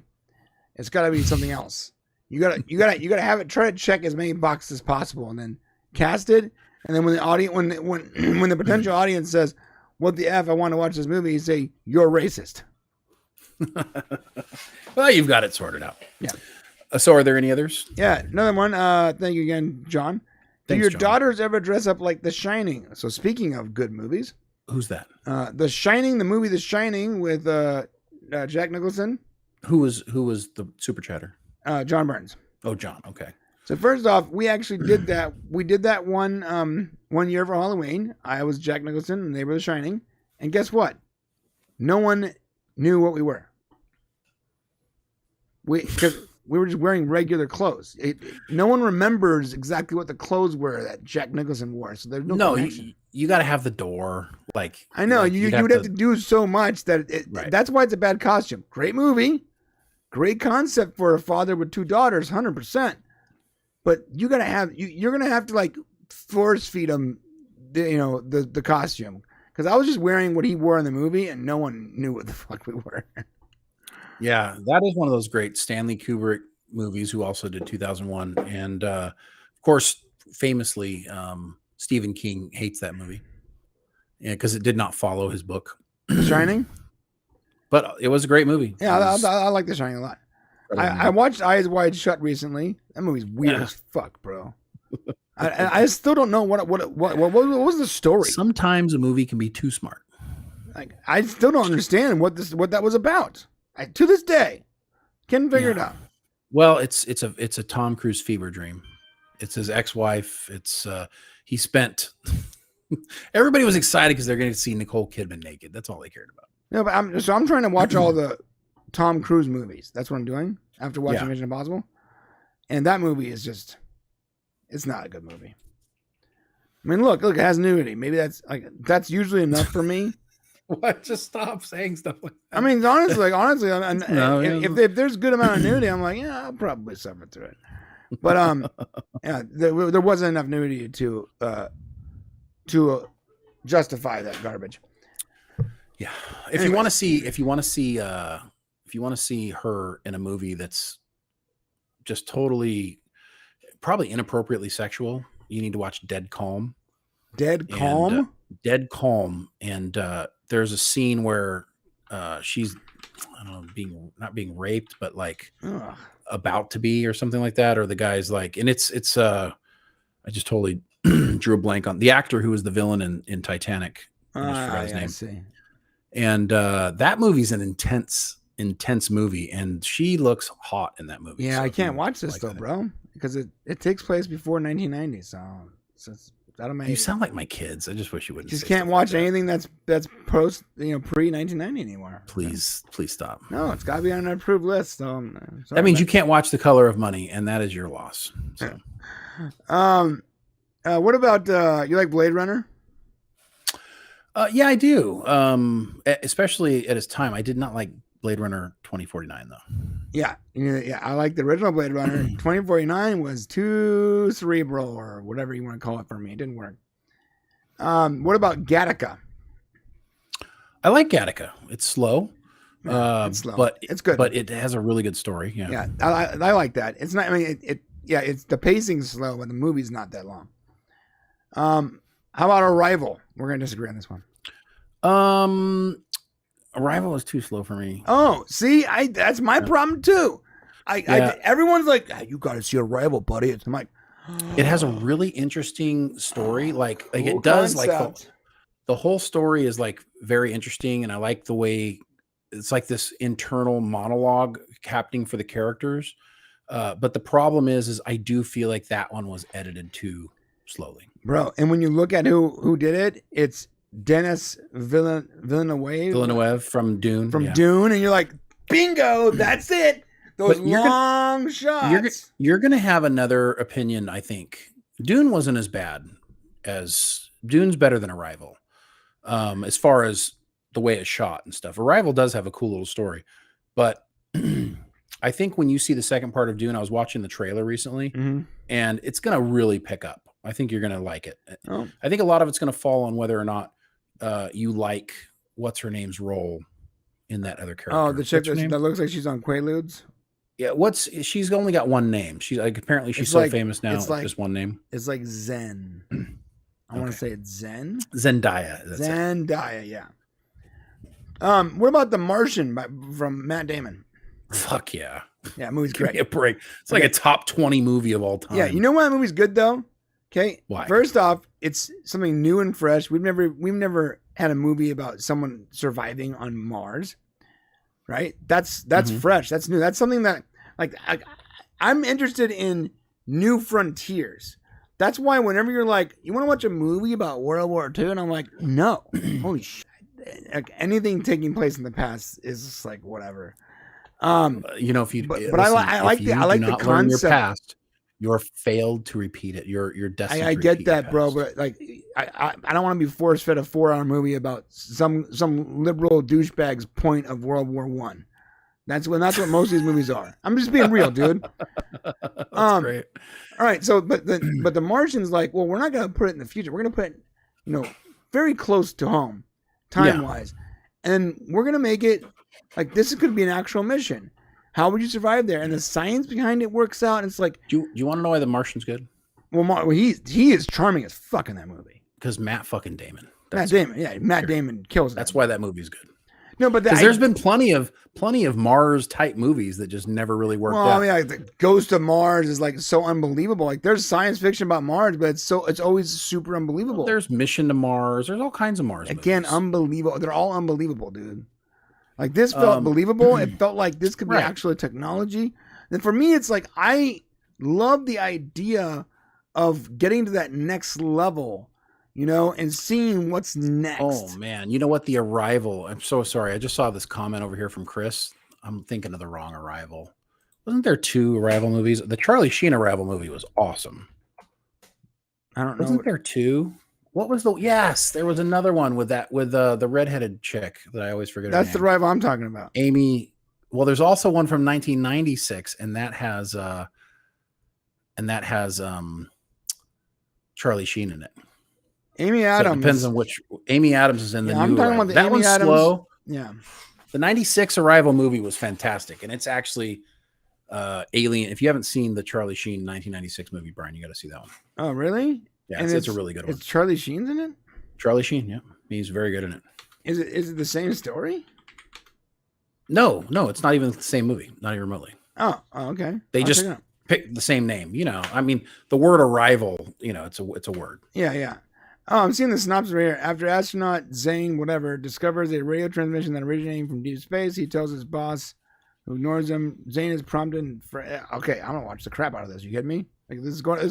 You're gonna love it. This is up next. I'm gonna when I get my food later on. I'm watching this movie. And then watch the movie with Roddy Piper. What time? What year did it take place? Not joking. Dude, I have tensinitis. I know this is like a big joke on our channel, but I actually have like a problem in my inner ear. So when I hear high pitched shit, it. Everybody else besides Brian, I want you to go watch. If you haven't seen it, They Live with Roddy Piper. Rowdy Piper. It sounds like a because wrestler. It took place in 1988. Okay, Brian won't watch it, but it's a fantastic science fiction movie, and he basically has these glasses where he can see who's an alien and who's not. Oh, that's the meme, dude. I've seen that before. How do you feel about 2012? The movie 2012? Yeah. I thought it was boring. Oh, it was so action-packed. How could that be boring to you? Dude, there's action-packed movies that are boring. That movie was action-packed and boring. Guess what, bro? The world has never been so beat up. Fast X was also somehow boring and action-packed. Because none of it let's just go from stunt to stunt to stunt. Let's just show disaster after disaster. You got to tell a story, dude. Come on. I think they told a great story. Okay, John Cusack, right, is a writer who's apparently a shitty dad. Takes his kids. Well, that's typical. Yeah, it has to. All dads have to be shitty in movies. Right. Takes his kid to Yellowstone, which is about to explode because the world's coming apart. And he basically just barely defeats all these earthquakes and volcanic eruptions to get them all the way to China to get on the last of the Ark boats that were going to allow a small portion of humanity to live. You don't like that movie? Yeah. You know what I like more? I like the original. Snowpiercer. That's a good one. Snowpiercer. But see, that makes you think, and it's got action. Yes, that's how you do that movie. You want to do that movie, the exact movie you were just talked about, right? You give me that movie in Snowpiercer, where there's something more to it than just the end. This giant. I don't know. I feel like this is member section material. Yeah, you might be right. I have more to talk about too. Let's talk about the aliens. We promised aliens. We haven't talked about aliens. We still haven't talked about Barbie. We haven't. Okay. Let's do quickly. We do Barbie and Mission Impossible. Then we go aliens. We promised Okay. aliens. It's on the thumbnail. We got to talk about aliens. We're definitely going to talk aliens. Okay. It's just going to be a 15-hour show. It's all good. I haven't slept for 4 days. Seriously. That's My not wife, what my wife anybody this morning, wants to she's like, have you slept? I'm like, no, I'm still trying to get this done. She goes, how have you done that? How's it possible? I'm like, I don't know. After the show today, I'm going to take a nap and then go back to work again, man. Yeah, you're go into a coma. I don't know. It's just been such a fucking hard week. I cannot express it. You need a good 12-hour sleep. You know what I need to do? This is what I need to do. I'm gonna throw on Titanic, let it put me to sleep, and then wrong. That's not cool. And then when it's done, I'll set my alarm to go off when it's done, and then I'll be able to. It'll put me into a nice deep sleep, bro. A nice deep sleep where I don't think about anything. Not even. You would think I would. You would think I would hate Titanic. I lived in Italy when it came out, right? And I lived above a movie theater. Like my little flat was above a movie theater, Right. and the Titanic went down like 10 times a day in this little movie theater in Italy. And I got to tell you, but I still love the movie. Yeah, I think. Hold up, I think we might be on something because I worked at Captain Blood's when that movie was showing. Oh, really? That's funny. So I worked, guys. I worked at a theater here, a small theater called Captain Blood's, and I swear to God, I can time it when the audience would be like, "Oh," or whatever. I'm like, when it was happening, and I'm just like, "Fucking Titanic." My entire floor would shake below me when the Titanic I sank. hate that stupid When it movie. hit the iceberg. And my wife loves it. She wants the emerald of the ocean. I'm like, God, listen, bitch. There was room on the raft. Okay, no, let me tell you. The door. It wasn't a raft. Whatever it is. Listen, Rose. Okay, there was room on the goddamn door. That was actually proven true. Yes, there was room on the door on that show. So you basically murdered the love of your life because you didn't want to share your door. I won't let go, Jack. Yeah. Oh, and then what'd you do? The second, I'll never let go, Jack. You immediately let go. A second later. Go. I'm sorry. I hate that. I hate. Honestly, guys, I'll be real. I hate that movie. I hate it. The more we talk about it, the more I remember that I hate about it. You know what? She's a horrible person. She was on there with a guy who paid for her. She's a guy trying to court her. He's upstanding, nice fellow. He's paying for everything, and in comes this rowdy dude from some part of the boat, basically cucking him in front of him. And we're all supposed to root for that guy? No, F that guy. That's where you guys come for the good content, right here. F that guy. I'm sorry. Honestly, Titanic is so much of Titanic for me is like I know what time, where they're leading me, and I hate it. I can't get past it. Sorry. All right, let's talk about Barbie. Let's talk about another movie that I felt like easily. Like this movie could have been absolute home run out the gate easily. Just make a fun, stylistic movie. Let's think like 300, not like Barbie 300 where they're like shirtless and oiled up and fighting each other with swords. But like whenever you think of that movie 300, do you think about the story or do you think about its style, right? Well, it was shot in a very different style. Right. So Barbie alone could have been fantastic for just its style. The story could have been funny. It could have been compelling, a glance into 1950s mentality. But for me, shit don't make sense. And this is why movies frustrate me when things are established and then ignored. And I've already gone through this with you. I'm just going to go over the audience real quick, and then I'll let you talk about your favorite movie. Yeah, no, go ahead. First off, Will Ferrell's character makes no sense. It's like, let's put Hold on a second. Don't put me in a position where I fucking beat you off. Okay? If you want to have a beach off, well, I'll beat you off right now. Okay, listen. Don't mess with me at the beach. I fucked up the joke. You're supposed to say beach me off, man. I messed it up. But I'm sitting there watching this, I'm like, thank God I didn't bring my kids to this. I took my kids, and they're like, what does he mean? And I'm like, they know. Yeah. They know. Yeah, okay, so Will Ferrell's character makes no sense. He's like the head of Mattel. And it's like, let's get this character in here that is known for being funny, but not give him anything funny to do. Let's not give him actually anything funny, anything. He's just going to Be Well, funny, he did Will. play classic Will. He did play. I mean, he was basically Buddy the Elf as the head of Mattel. It was a really bad version of it. And so they go, when she escapes Barbie Land, or when she leaves, like, we got to get her back into Barbie Land, or something horrible is going to happen, but they never actually say what that horrible thing is. They spend all this time chasing her back. She gets back, and she gets into America Chavez, or America whatever's car, the Latina lady. She takes her back to Barbie Land, and they follow. So they want her to go back to Barbie Land. Thank you. They want her to go back to Barbie Land. Well, when she goes back to Barbie Land, now why are they chasing her anymore? Like, and plus, guys are all dumb. Like, the guy's trying to put the code in for the gate. You know, like, it's so stupid. Like, there's a moment where, like, some liberal arts student was, like, telling her she's the problem. And then all of a sudden, Barbie goes from, like, this ditzy Barbie character to, like, understanding how capitalism works. And it was, like, such a jarring experience. How about this? All the Kens are pretty much mistreated, but they don't give a shit because they're all simps. So even though they're mistreated, they don't really care because all they really want to do is be with their Barbies. Which, by the way, that's not a bad thing. Like, no, it's a bad thing they're being mistreated. But like, if a guy wants to be with his woman and he wants to make her happy in every way, that's not a sign of weakness. It's not. It's a sign of weakness if the woman takes advantage of that. That's her weakness. Now, so lastly, Ken also goes with Barbie because he doesn't want to leave Barbie. Ken and Barbie and Ken, like, that's the thing. He discovers the patriarchy, comes back to Ken, the Barbie town, and whatever it's called, and makes Ken town. By the way, how about this? All the Barbies are happy under the patriarchy. They literally say those words. They were brainwashed, though. They were brainwashed. Get out of here.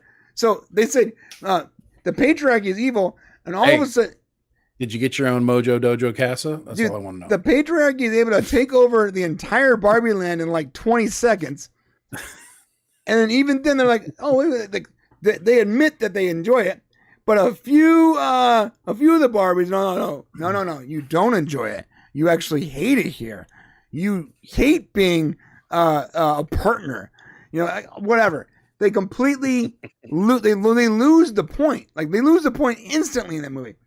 And it's like every single time they have a chance to be funny or actually make a point that could be thought-provoking, they go the wrong way every time. And like when they need to be thought-provoking and they need to actually have a point, they tell a shitty joke. And when they should be telling a joke, instead they're trying to check a box. And the whole time I'm like, what a disappointing movie this is. Sorry. Ken did nothing. Hashtag Ken did nothing wrong. Free the patriarchy. Well, I mean, I think there's a lot of things that you said that are really good. I feel like I don't have a lot of need to say, but I'm going to say a few things. First thing is Greta Gerwig.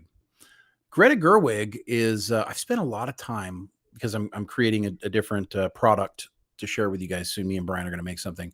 So I've spent a lot of time actually looking into this because when I went and watched Barbie, when I began watching Barbie, I was immediately recognized the quality of the production. So the movie's actually fantastically made. It's Greta made a choice. She wanted it to look realistically fake. That was her idea. Yeah.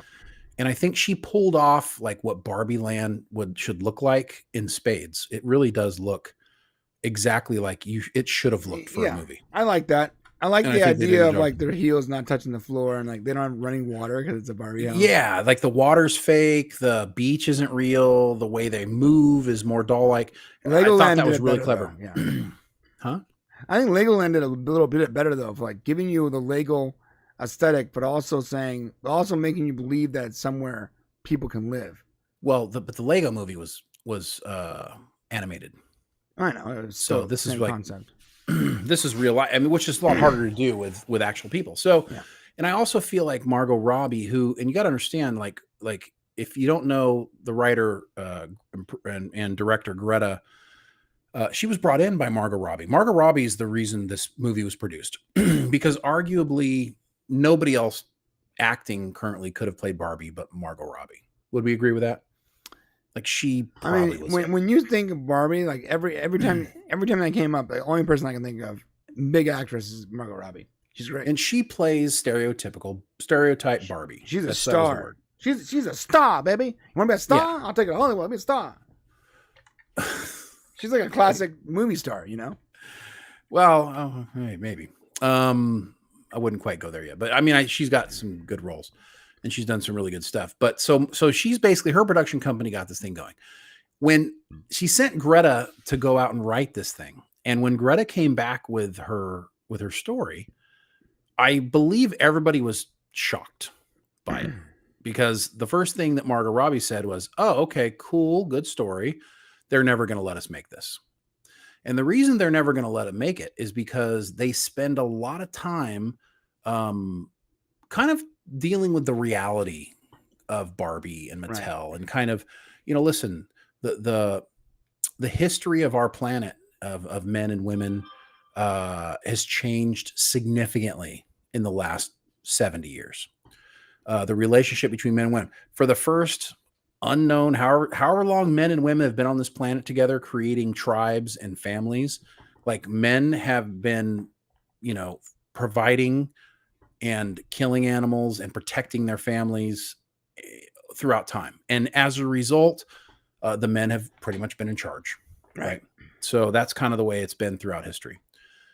We finally gotten to a place in our society where we have enough food, enough safety, enough protection that women can come out from behind their men and be independent without having to worry about being, raped, untaken care of and damaged. Right? Every time, every birthday, my wife gets right behind me and just takes me anally.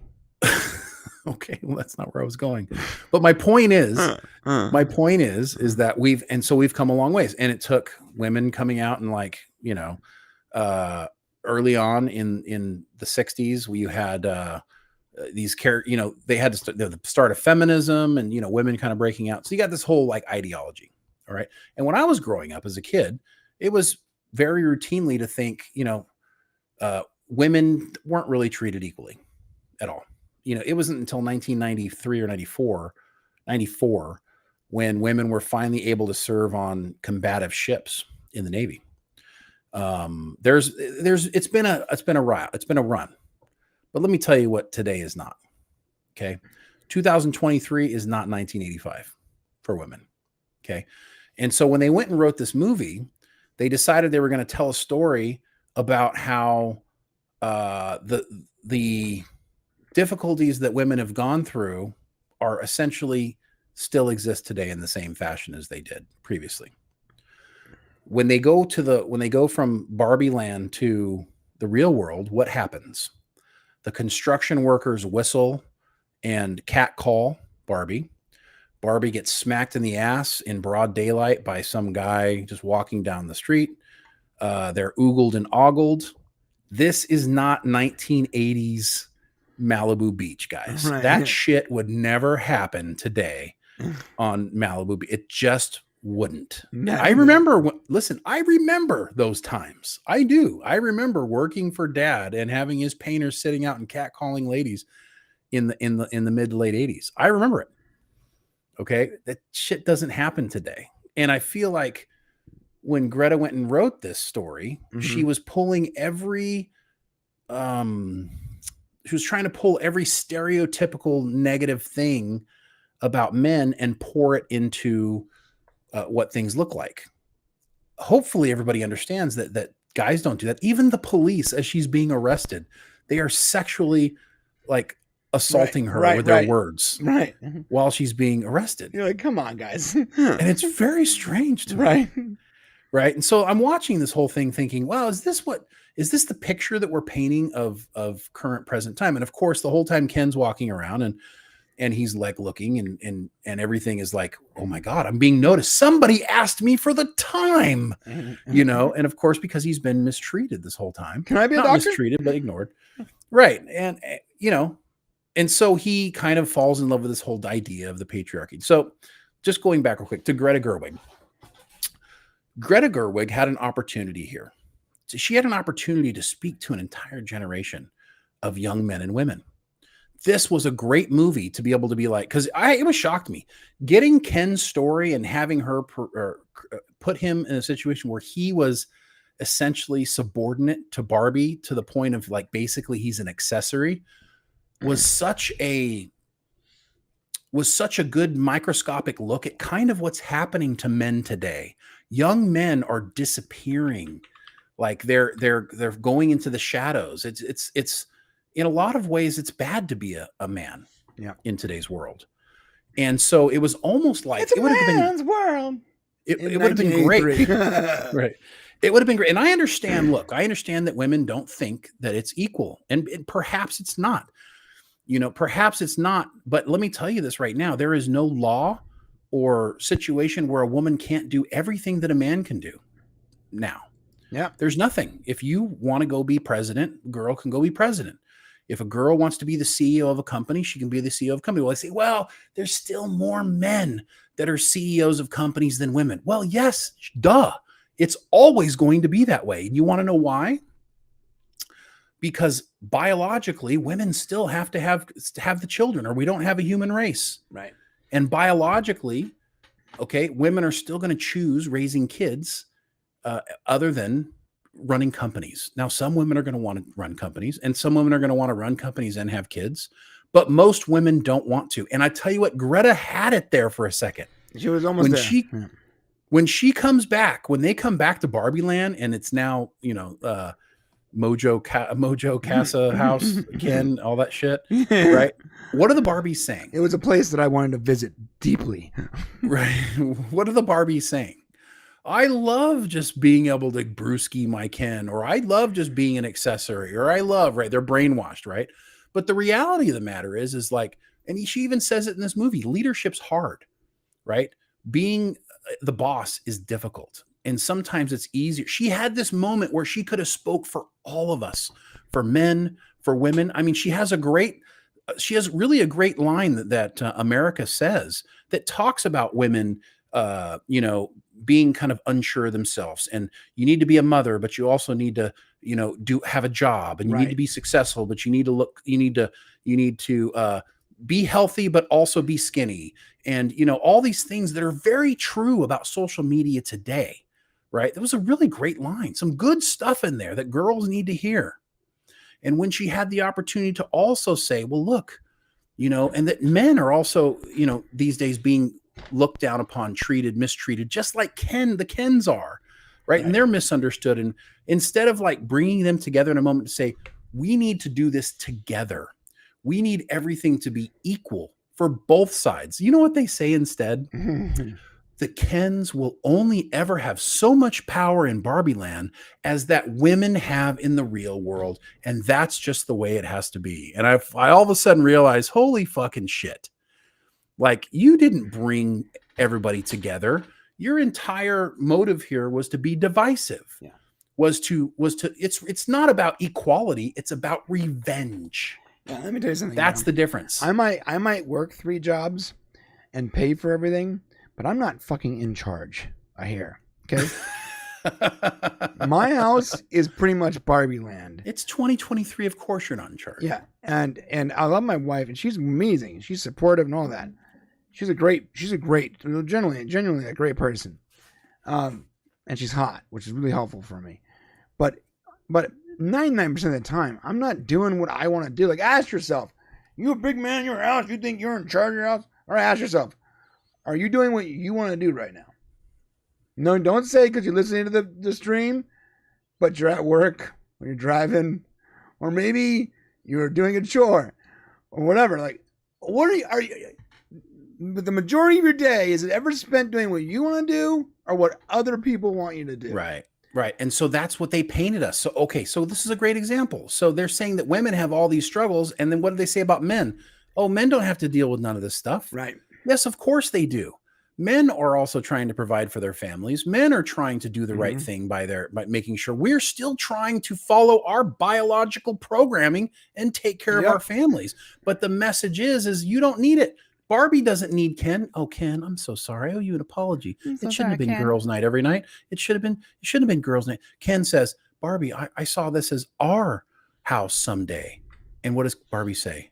Oh, Ken, it can never be our house because you need to be you and I need to be me. And that's what women and men should be, not fucking together. And let me tell you what, this is a dangerous lesson that a lot of women went to see this movie. A lot of women. I bet every woman in the planet is going to go see this movie. Right. So Barbie is a dangerous movie. Yeah, Bobby's. You know what, dude? I just realized something. As you were saying that, the thumbnail for that video, I know you had some other options, but we need to write this down. You need to put, it's a dangerous movie. I did. It's on the, it's in. Slack. Oh, you put that new thumbnail? Yeah. Oh, because the other ideas you had, I thought were not. No, good. I came up with that one in the shower today before this show, and I wrote it down while I was there. I thoroughly agree. It is dangerous because even if it's a comedy, it's supposed to be fun, whatever. It is. It's almost subversive in its divisiveness. Right. Because even at the very end of the movie, what happens? Now, Barbie's about to go to the gynecologist, right? As we're learned, she's about to get her vagina. Oh, right. She gets her vagina. That's right. Okay. Good for her. By the way, good for her. That's a rough life, man. You got to take care of it. It's a whole thing. So, but what happens? They get out. They're at the thing. Barbie's decided to go to the real world because now suddenly Barbie world's not good enough. She got to go to the real world. And you've got America, her very opinionated 13-year-old daughter. Right. And the dad, who's played almost no role in the movie other than to be distracted by learning Spanish because he wasn't important enough to come along because he'll be fine. He's clueless and stupid. And then at the very end of the movie, he tries to tell, and there's no reason to put this in the movie other than to make this point. I want to be very clear. There's no reason to even have him have lines of dialogue, right? He's basically trying to tell Barbie in Spanish, have a good time, be careful out there, whatever. And America, right, corrects him. No, dear.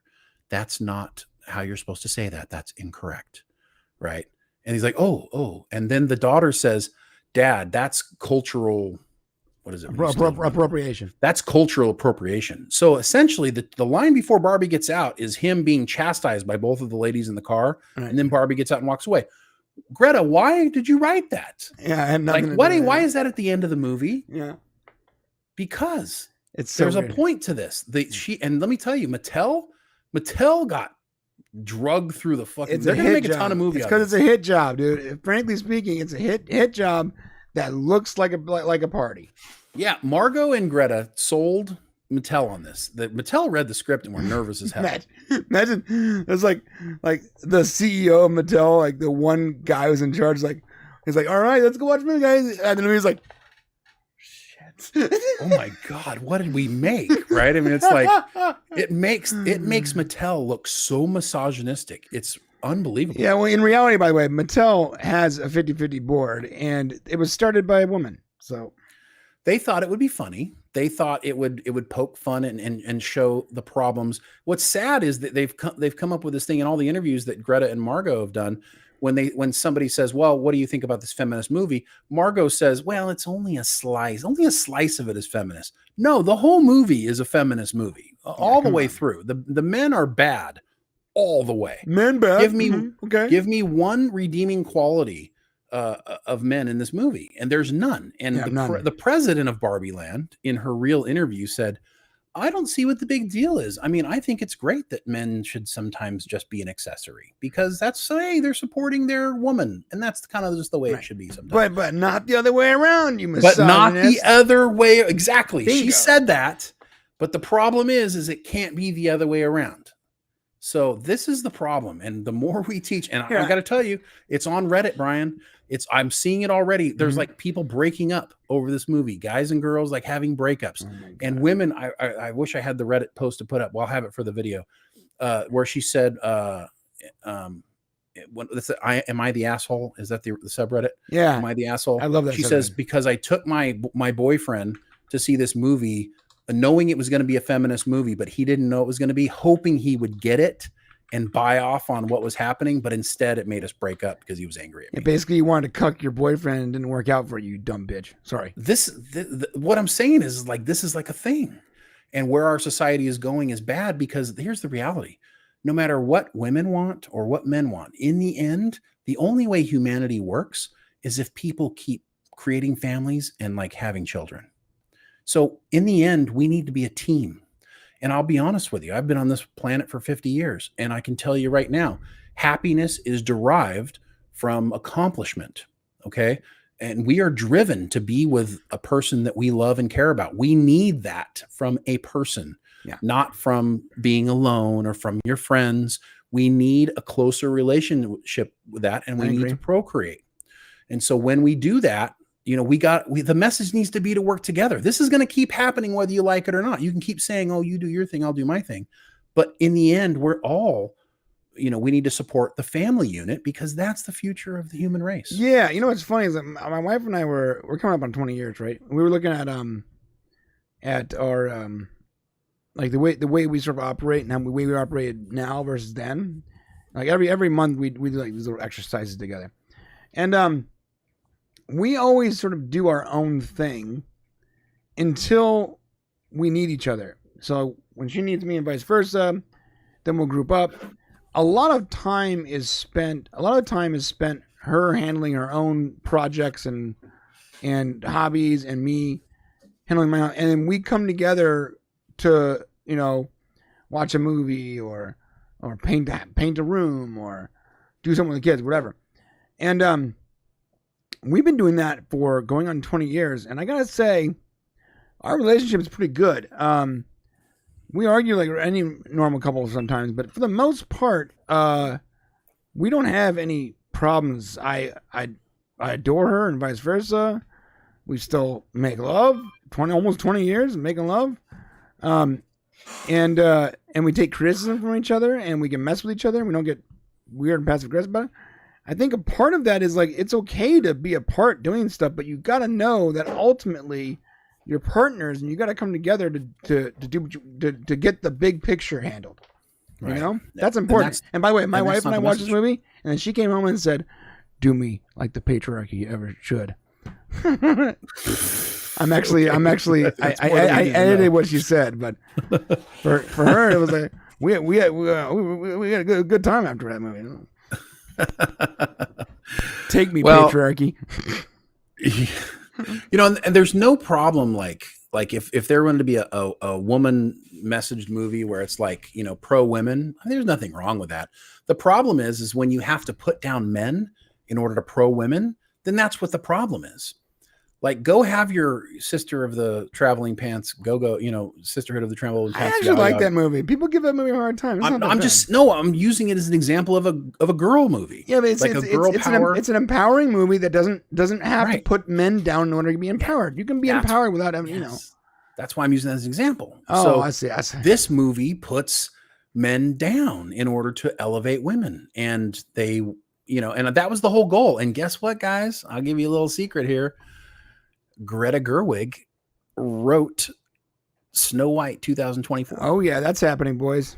So just be aware that that's the message that she's. And it's sad because I think Greta Gerwig is an incredibly intelligent woman. I think she thinks on a different level. I think she's extraordinarily talented, and she's using her powers for evil. Right. That's all I can say. Yeah. Yeah. No, them's are the facts, sir.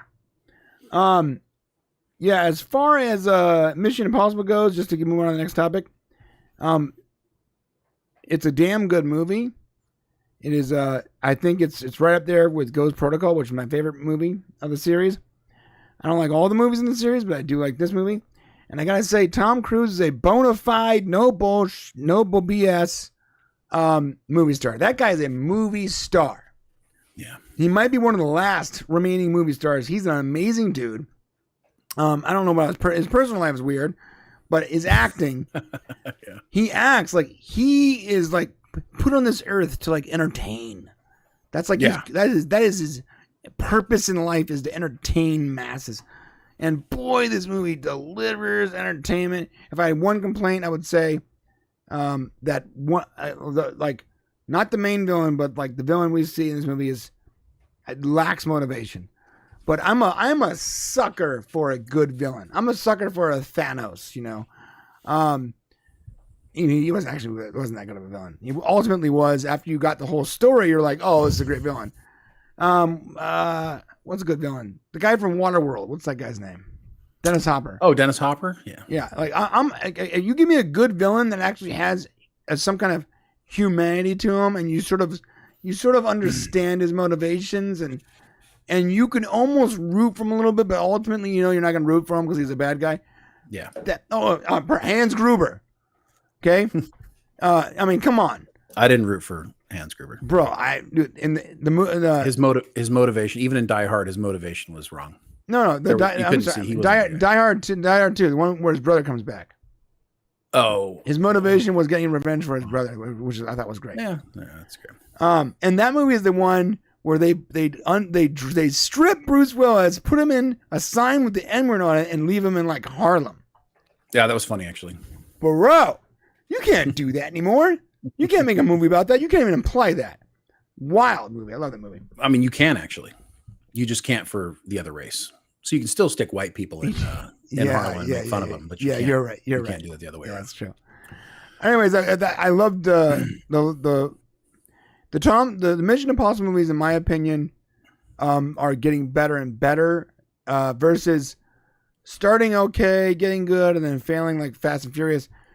I recently watched all the movies, and like you can rank the movies in reverse order.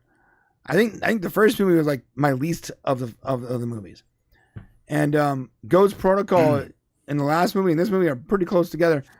I really like this movie a lot. I thought it was fun to watch. I think that this has become our James Bond. I think yes. James Bond is kind of just not been great over the years. I really haven't enjoyed the most recent James Bond, his movies that much, even though I think he's a great actor and I love him. I just really didn't love him as James Bond. Maybe that's because I'm I'm a Roger Moore Bond guy. So it's tough all these years later. But in this movie, not only was Tom Cruise great, but I thought Haley Atwell did a good job as Grace, as being like the pickpocket. I love the pickpocket stuff. I love that Tom Cruise is just as talented as she. I love that there's all these elements to the characters that you don't necessarily expect. I think Ving Rhames is fantastic. He's back as Luther. Him and Simon Pegg, they really show a lot. There's a lot of heart in this movie with those characters and kind of their relationship. This, if anything, this movie is more about family than probably Fast X is about family in a lot of ways. Like Fast X jokes about it being about family, but you see that this is about family because the AI that is trying to take over the world essentially is pinpointing these people because they care about them. And there's this fantastic scene where Simon Pegg's trying to defuse a bomb, which they haven't even told Ethan about. Right. And he has to answer like personal questions, and then the AI is learning from him as he's trying to defuse the bomb. We find out there's never any bomb inside the bomb casing. Yeah, that's awesome. It's really great stuff. And and that's established. So the family thing in Fast and Furious came about, it became a meme because he said it a lot, and then now they're leaning into it because they're just leaning into like the meme of that franchise. Mission Impossible was never about that. Like Mission Impossible 1, it wasn't like specifically about family, but Ethan's character would do anything for his team. Like he would risk the whole world in what movie was it? Which number 3, just to save what's the black guy's name? Luther. Luther's life. Rams. Right. And it didn't just apply to his wives or the love interest. It applied to everyone. Ghost Protocol, when they took I'm forgetting his name. Henry Cavill? No, when they took British guys. What's his name? Oh, Simon Pegg? When they took Simon Pegg, again, he was like ready to kidnap the Prime Minister just to get Simon Pegg back. He was willing to unleash this tragedy on the entire earth to protect one team member. So he doesn't have to say family for us to know after 7 of the movies, this guy cares about his family. Well, and why? Because they have no one else. They only have each other. Right. And that makes a lot of sense to me. So I just think they do a really good job. I'll be curious to see if Gabriel, who's played by Isai Morales, Will be interesting to see if he does have motivation, because I do think you're right. Like, we don't understand the motivation of the villain. We understand the villain is the AI, but we don't really understand yet how it got out. And we don't understand like all the motivation. So hopefully part 2 brings that to us. But as far as a part 1, lots of action. The stunt scene that Tom Cruise does, and we get to see the 10-minute Paramount Plus short on it, is incredible. It means so much more now after watching that the made for right. How they made it. Right. And I just thought that the stories, there wasn't a slow point. And of the 3 movies I watched that day, this was definitely the most entertaining of the 3 for me. Yeah. Yeah, me too. And I am slowly falling more and more in love with Tom Cruise, someone who I used to think was an absolute garbage actor. I didn't really like his movies, and I only ever sort of like Top Gun and Maverick. And speaking of that, Captain Aizen said something really, really interesting here. He says, Drew D, my bad. Isn't it crazy that Tom Cruise could have destroyed Mission Impossible and Top Gun in the same year, but instead he just added to their legacy? Yeah, that's a great comment. Well, think about where Tom Cruise is such a focused individual. His very first acting gig was a very old movie with Timothy Hutton. It's called I just drew a blank. Taps. It's called Taps. Timothy Hutton. And he just happened to be living where they were making this movie, and he kind of walked on. He was just a kid.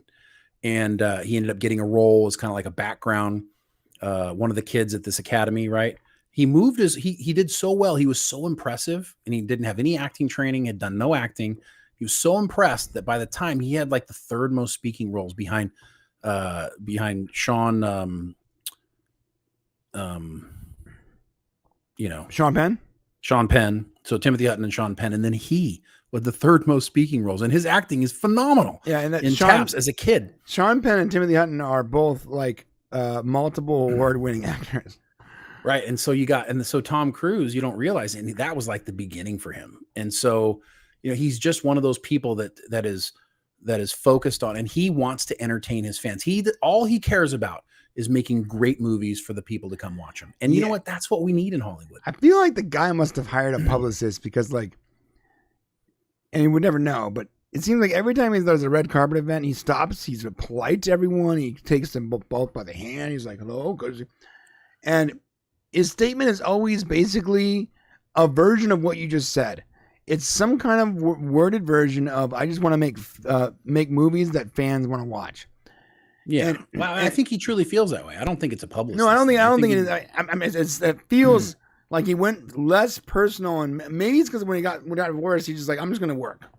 And now that's his entire life. That's all he cares about.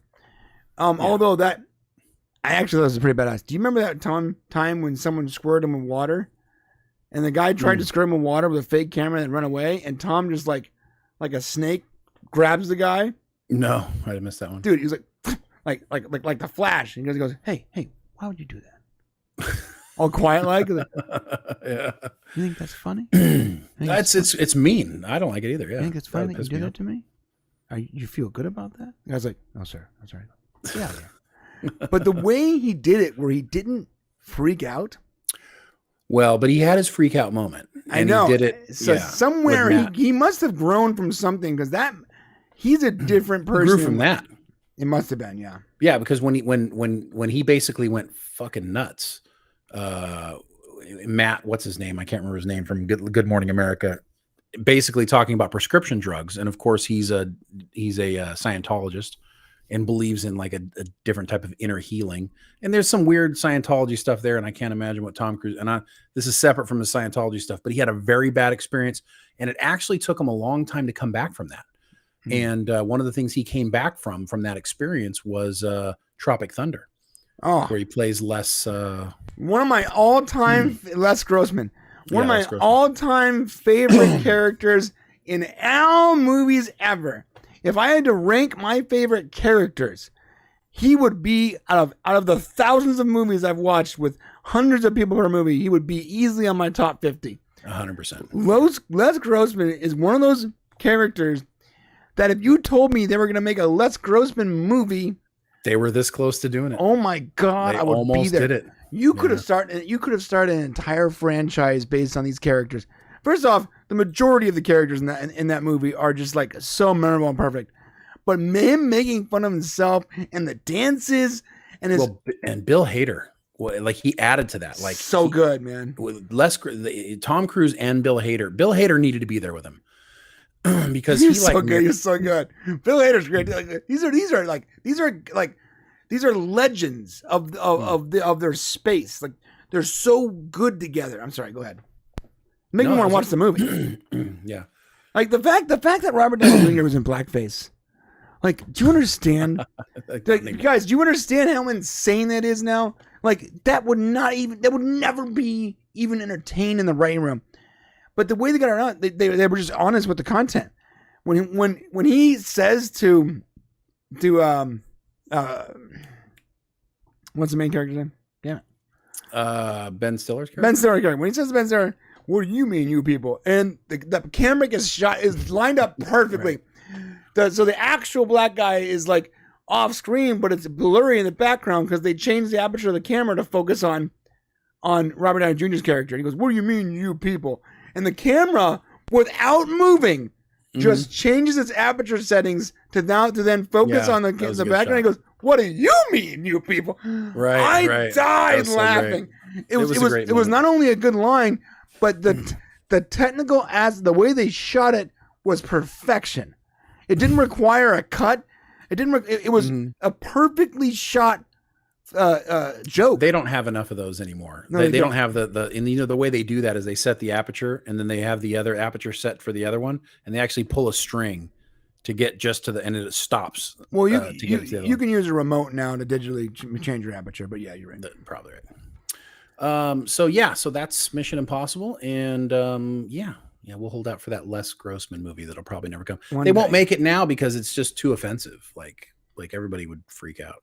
One day. Okay, we are gonna go. Yeah, God, we got one more. No, we can't go to the member section yet. What's else? Oh, the aliens. We gotta talk about aliens. You're right. This is what happens when we this is the thing. Like I was so excited to talk to you guys this week because not a lot happened last week, and then all kind of stuff happened this week, and so I've been so excited to talk to you guys. I mean, from the movies, from the Impossible, Barbenheimer, everything that happened to me this week has been horrible. .com. I mean, no, you're right. To you, but I'm saying in the world itself. So we had X.com happen. We had Sinead O'Connor die, 56 years old, too young to die. But if you remember her from Nothing Compares to You and the whole thing where she tore the Pope's picture on live TV on SNL, she died. Yeah. I don't even know what it is. Wow. Oh, well, you probably weren't allowed to watch that stuff back then. So, yeah, Sinead O'Connor was a famous musician. She did that song, Nothing Compares to You. And she basically ripped up the Pope's picture on live TV because she's from Ireland. And they were having the Protestants versus the Catholics or whatever. Yeah, right. Yeah, by the way, guys, I get it. I get that war. Like that war, quote unquote, is still being fought or argued over. Any war that produces terrorists, like if you're the side that's producing the terrorist, you're automatically the wrong guy. You're the bad guy now. That's not true. Think about this though. If you are putting bombs in public spaces to get your point across and hurting innocent people, you're the bad guy. If you're hurting innocent people, you're the bad guy. But the reality is that a lot of the times these people end up being this way because they can't fight back against their government. And so you end up with the IRA, the Irish Republic Army, and but the IRA bombed regular people. It wasn't their intention though to bomb regular people. People ended up getting killed. I'm not trying to say they were good or right, but I'm just saying they're fighting back against their government. And if the government doesn't have a good way of representing their people, this is the kind of crap that happens. That's true. Especially you don't have freedom of religion. That's a huge big deal. Yeah, that's true. But my only thing is like whenever these disputes come up, you're like, who's wrong for this country versus this country? I'm like, I don't know who's doing all the killing. Like honestly, really like the war to me is so like the problem is not who should win. That's never the answer. Is like I support this side. You need to support less killing, less people dying. Well, always. I mean, you should always support that. But in the prime example of America, for example, since Boulevard Jones brought it up, American Revolution. Of course, the Americans were British colonists, right? And the British were the motherland. Were we the terrorists? We were the terrorists. Yeah, but we didn't hurt innocent people. We weren't. I don't think they tried to, but I'm sure innocent people died. Did you know in war, like 30% of casualties are people killing their own army? Remember that one? Am I the baddie? Am I the baddie? I mean, okay. I guess that's your point now. Yeah, 30% of people who are killed in war are killed by their own side. I mean, the classic term for terrorists now is like they go out of their way to do as much damage as possible, not because they're fighting for something that's even tangible, but it's because it's a religious zealous thing. You're thinking of like bombings that you see like in the UK over there and all that stuff. Right. And that's the Sharia law, terrorist. Right. It's Muslim, faction, high, these Muslim terrorist groups that hate the West. So killing civilians in the West is not a big deal to them. They don't care because it's not a military action. They hate all people in the West. Mm. So they're murdering those people are going to send you to heaven with a bunch of virgins. Yeah. Yeah. I was like, how did they get him to blow themselves up? Because, they promised a virgin that he would get 72 other virgins in heaven. Right. Oh, I get it. I understand that actually. I was also once 15. Well, and how bad your life has to be for you to believe that. Right. So, right. But let's move on to aliens because that is actually huge news this week. Aliens, they're here. They're real. It's real, man. It's real. Stop mocking. Stop it. No, man. I'm not mocking. Okay, the last time I told you that, you're like, come on, man. I mean, look. Now you believe it? The government is saying, these people that are reputable are saying that this is being hidden from the government. Makes me go, okay. I told you that already. Well, because you got to understand something. The universe is a big place, so the odds of aliens just accidentally crash landing on our tiny little grain of sand on the beach. That's not what happened. Are astronomical. That's not what happened. Though. So I'm trying. If they're actually here, and there's some questions that need to be raised.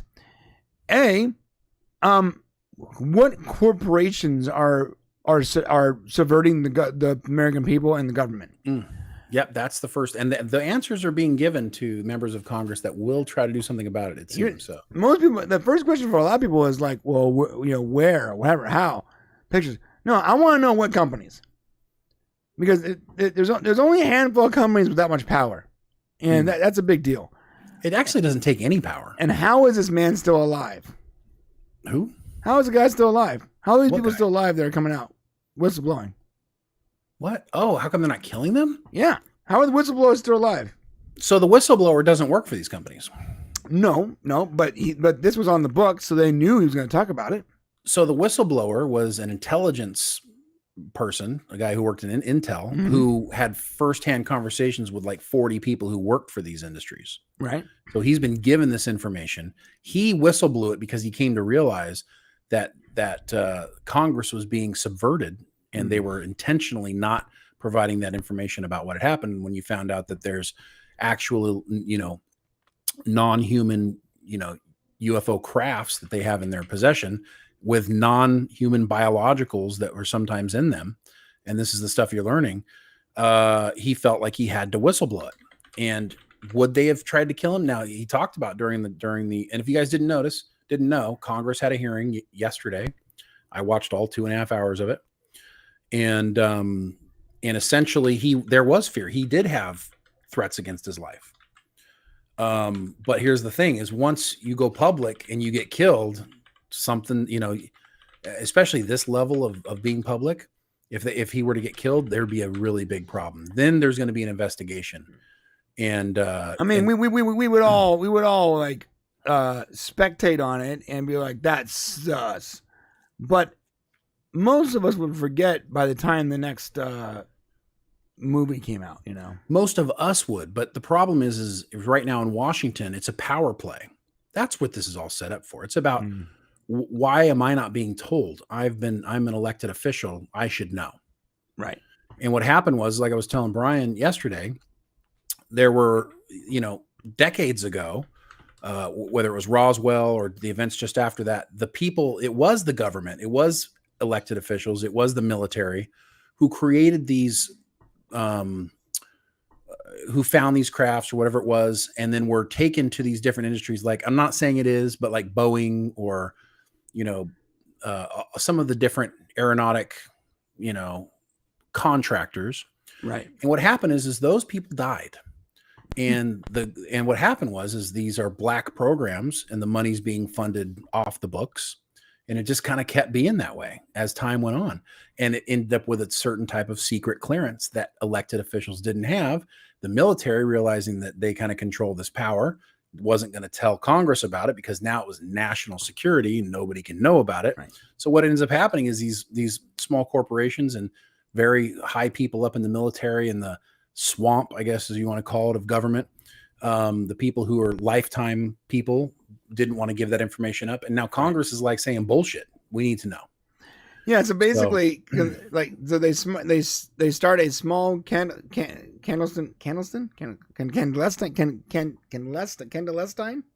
What the heck? Clandestine? Clandestine. Thank you. Oh, like, what are you trying to say? Clandestine organization with limited oversight, because in order to keep it small so that they can operate the way they need to operate, but the organization exists for so long that their oversight literally dies of old age, and then this organization that has almost unreaching powers literally have no handlers.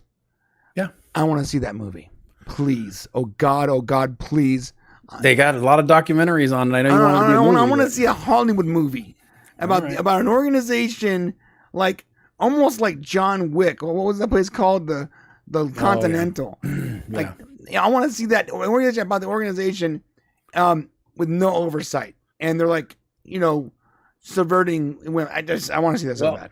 But screw movies. This is real.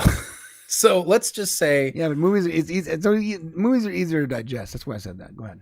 Okay, but let's ground ourselves in reality right now for a second. Okay, because this is a real thing. This isn't like some made up Hollywood thing that we're talking about. This is real. That's true. Okay, the things that have been brought forward, and I got to tell you, and no surprise for me, I worked with Commander Fravor in the Navy.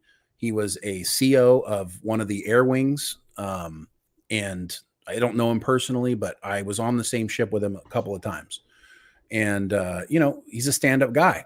And anything that he talks about, when he talks about the Tic Tac and his experience, he's not lying. And that happened, regardless of what it was or what's happening. I mean, he's not lying about it. He had no reason to lie about it, no reason to come forward, not paid no money. The other pilot from the other coast, who is now out of the Navy, that was also at the congressional hearing, he had seen tons of UAP. Right. And there's just too much evidence that there's some weird shit going on. Right. And now having, this guy come forward, is it Graves? I totally forgot. Gresh. No, I can't remember his name. There's so many stupid names like that. The guy who comes forward, who's the actual whistleblower that says he has all these stories and he's already shared them and got the actual, he's the reason why we're getting the actual sworn testimony oath on the record. Without him, it wouldn't be happening, because the rest of we've heard these other stories, but there's never been any sort of corroborating evidence. Well, apparently he's providing it. So stand by, because more information is coming. Nobody's ever said we have aliens and we have spacecraft. Right. You got to go back to Bob Lazar, listen to his story. And of course, nobody believes him. Even though it's weird that he talked about 10 to 12 crafts, right? This whistleblower. What did Bob Lazar talk about? 10 to 12 crafts, right? So anyways, just saying. Throwing it out there. So where do they come from? It seems an obvious answer if there are aliens here, what's the story? So there's a couple of different things, and I watch a lot of these documentaries. So I really want to know as much of this as I can, because if it is real, they've been around here a long time. It may not affect our lives for like a long time, but it's obvious that they're here at least for the last 100 years. Wow. And so what does it mean? So where do they come from? They could come from somewhere out in space. Like, that would take a long time to get here under unconventional travel. That's like true. If we knew how to travel that way. Or they could have been here for a long time already. Maybe they showed up thousands of years ago. Maybe that's why we have the stories of Zeus and and why we have all these ancient alien theories that you see going around. And somehow they got stuck here and now they live in underwater bases, perhaps. Right. Yeah. Or it could be that they're extra dimensional beings. And I slow down on that one because I tend to believe that if this is the case, that's probably more like what it is. Right. Because, well, you laugh, but all of the stories that you watch, you notice that they're constantly phasing in and out of stuff when they pass into water, like they don't disturb the water, right? There's this phasing thing. And also the objects tend to change shape just randomly. It'll go from cylinder to just a light to different things. Goodness. So there's all kinds of interesting, it's a very complicated and weird story, but when you put all the pieces together, you can see that something's happening. It sure seems to be leaning towards like there's actually some sort of, alien life here on our planet. Right. Can't believe I'm saying that out loud, to be honest with you. And TBD, like, let's see what Congress does with this information, and hopefully it gets brought to our attention. I think the government doesn't. The reason why they've never shared this with us in the past is because I think that maybe they don't understand. They don't have all the answers. And so why come forward and tell the public if you can't tell them why something is? Right. Or maybe that's why it's kind of been kept secret, as well as being able to like hopefully capitalize on the technology, which seems apparent that we haven't done since they still can't figure out how these things work. So. Right. Yeah. Yeah. Well, I'm fascinated by what they discovered with this. I hope it's good. That's all I can say. Oh, I hope. About the alien. I hope that we get actual footage. And, it's funny. I think people are so stupid in large groups, though. Like, if an alien actually came down in the ID4 spaceship and blew up the White House, we would say false flag. Yeah. well, I think that's what we were joking about that the other day. I'm like, even if they drug an alien out and took pictures of it and showed us, everybody would be like, that's fake. Right. What's it going to take? Right. It's interesting. Somebody mentioned here, Archmage mentions that there was a 4chan leak about the alien drone hiding in the ocean. It was chilling. I would love to see that. I haven't seen that. Have you heard that? Send it to it. I haven't heard of it. No, send it to us. Wi-File's live show 3 or 4 weeks ago. We are going to start doing some mystery videos, right, Sean? Yeah. But anyways, what do you guys think? What do you think? Is everybody shocked? Like, is nobody shocked? Like, I've believed since David Fravor came out with his story. I'm like, okay, we got aliens. That's it. I didn't believe before that. Now I believe. Yeah. So how are you guys coming to terms with this? I'd love to know. Are you prepared for the probing? They don't seem to be doing anything other than like poking around all of our nuclear stuff. I think there's an interesting quote by this recent story I told you about Brazil. One of the doctors that supposedly worked on one of the aliens in the hospital said that the alien spoke to him, but through images. Oh, wow. And basically told him, I wrote it down somewhere, but it was something like, I feel sorry for you humans. You have no idea what your potential is, and you have no idea where you actually come from. Oh, jeez. And it's like, oh shit, what the hell does that mean? Are we somehow an offshoot of them? Are we, you know what I mean? Or right. Is there, what don't we know? I find that just really interesting. Anyways. Yeah, it's wild. That's the alien stuff. All right. Alien stuff down pat. And to let us know what you guys think. We're thinking about making more videos, like real produced videos about this topic. So yeah. We got a lot of information. Okay. It's kind of what I enjoy anyways. Yeah. That's what he enjoys. Okay. Let's move on. We're going to go to the member section here very soon, right? Well, I'm ready. Okay. If you guys don't know what the member section is, it's pretty simple. We have 2 streams going. This is on our Unleashed channel and on our main channels where the members live. If you want to be a member, you can click on the link in the description and it'll take you over there and you can join up. Or you can do nothing, wait for the stream to move you. And come join us. We talk more to people. We're a little more we're more engaging on that section, and we get to talk about things that we don't know. We feel a little uncomfortable talking about here for various reasons.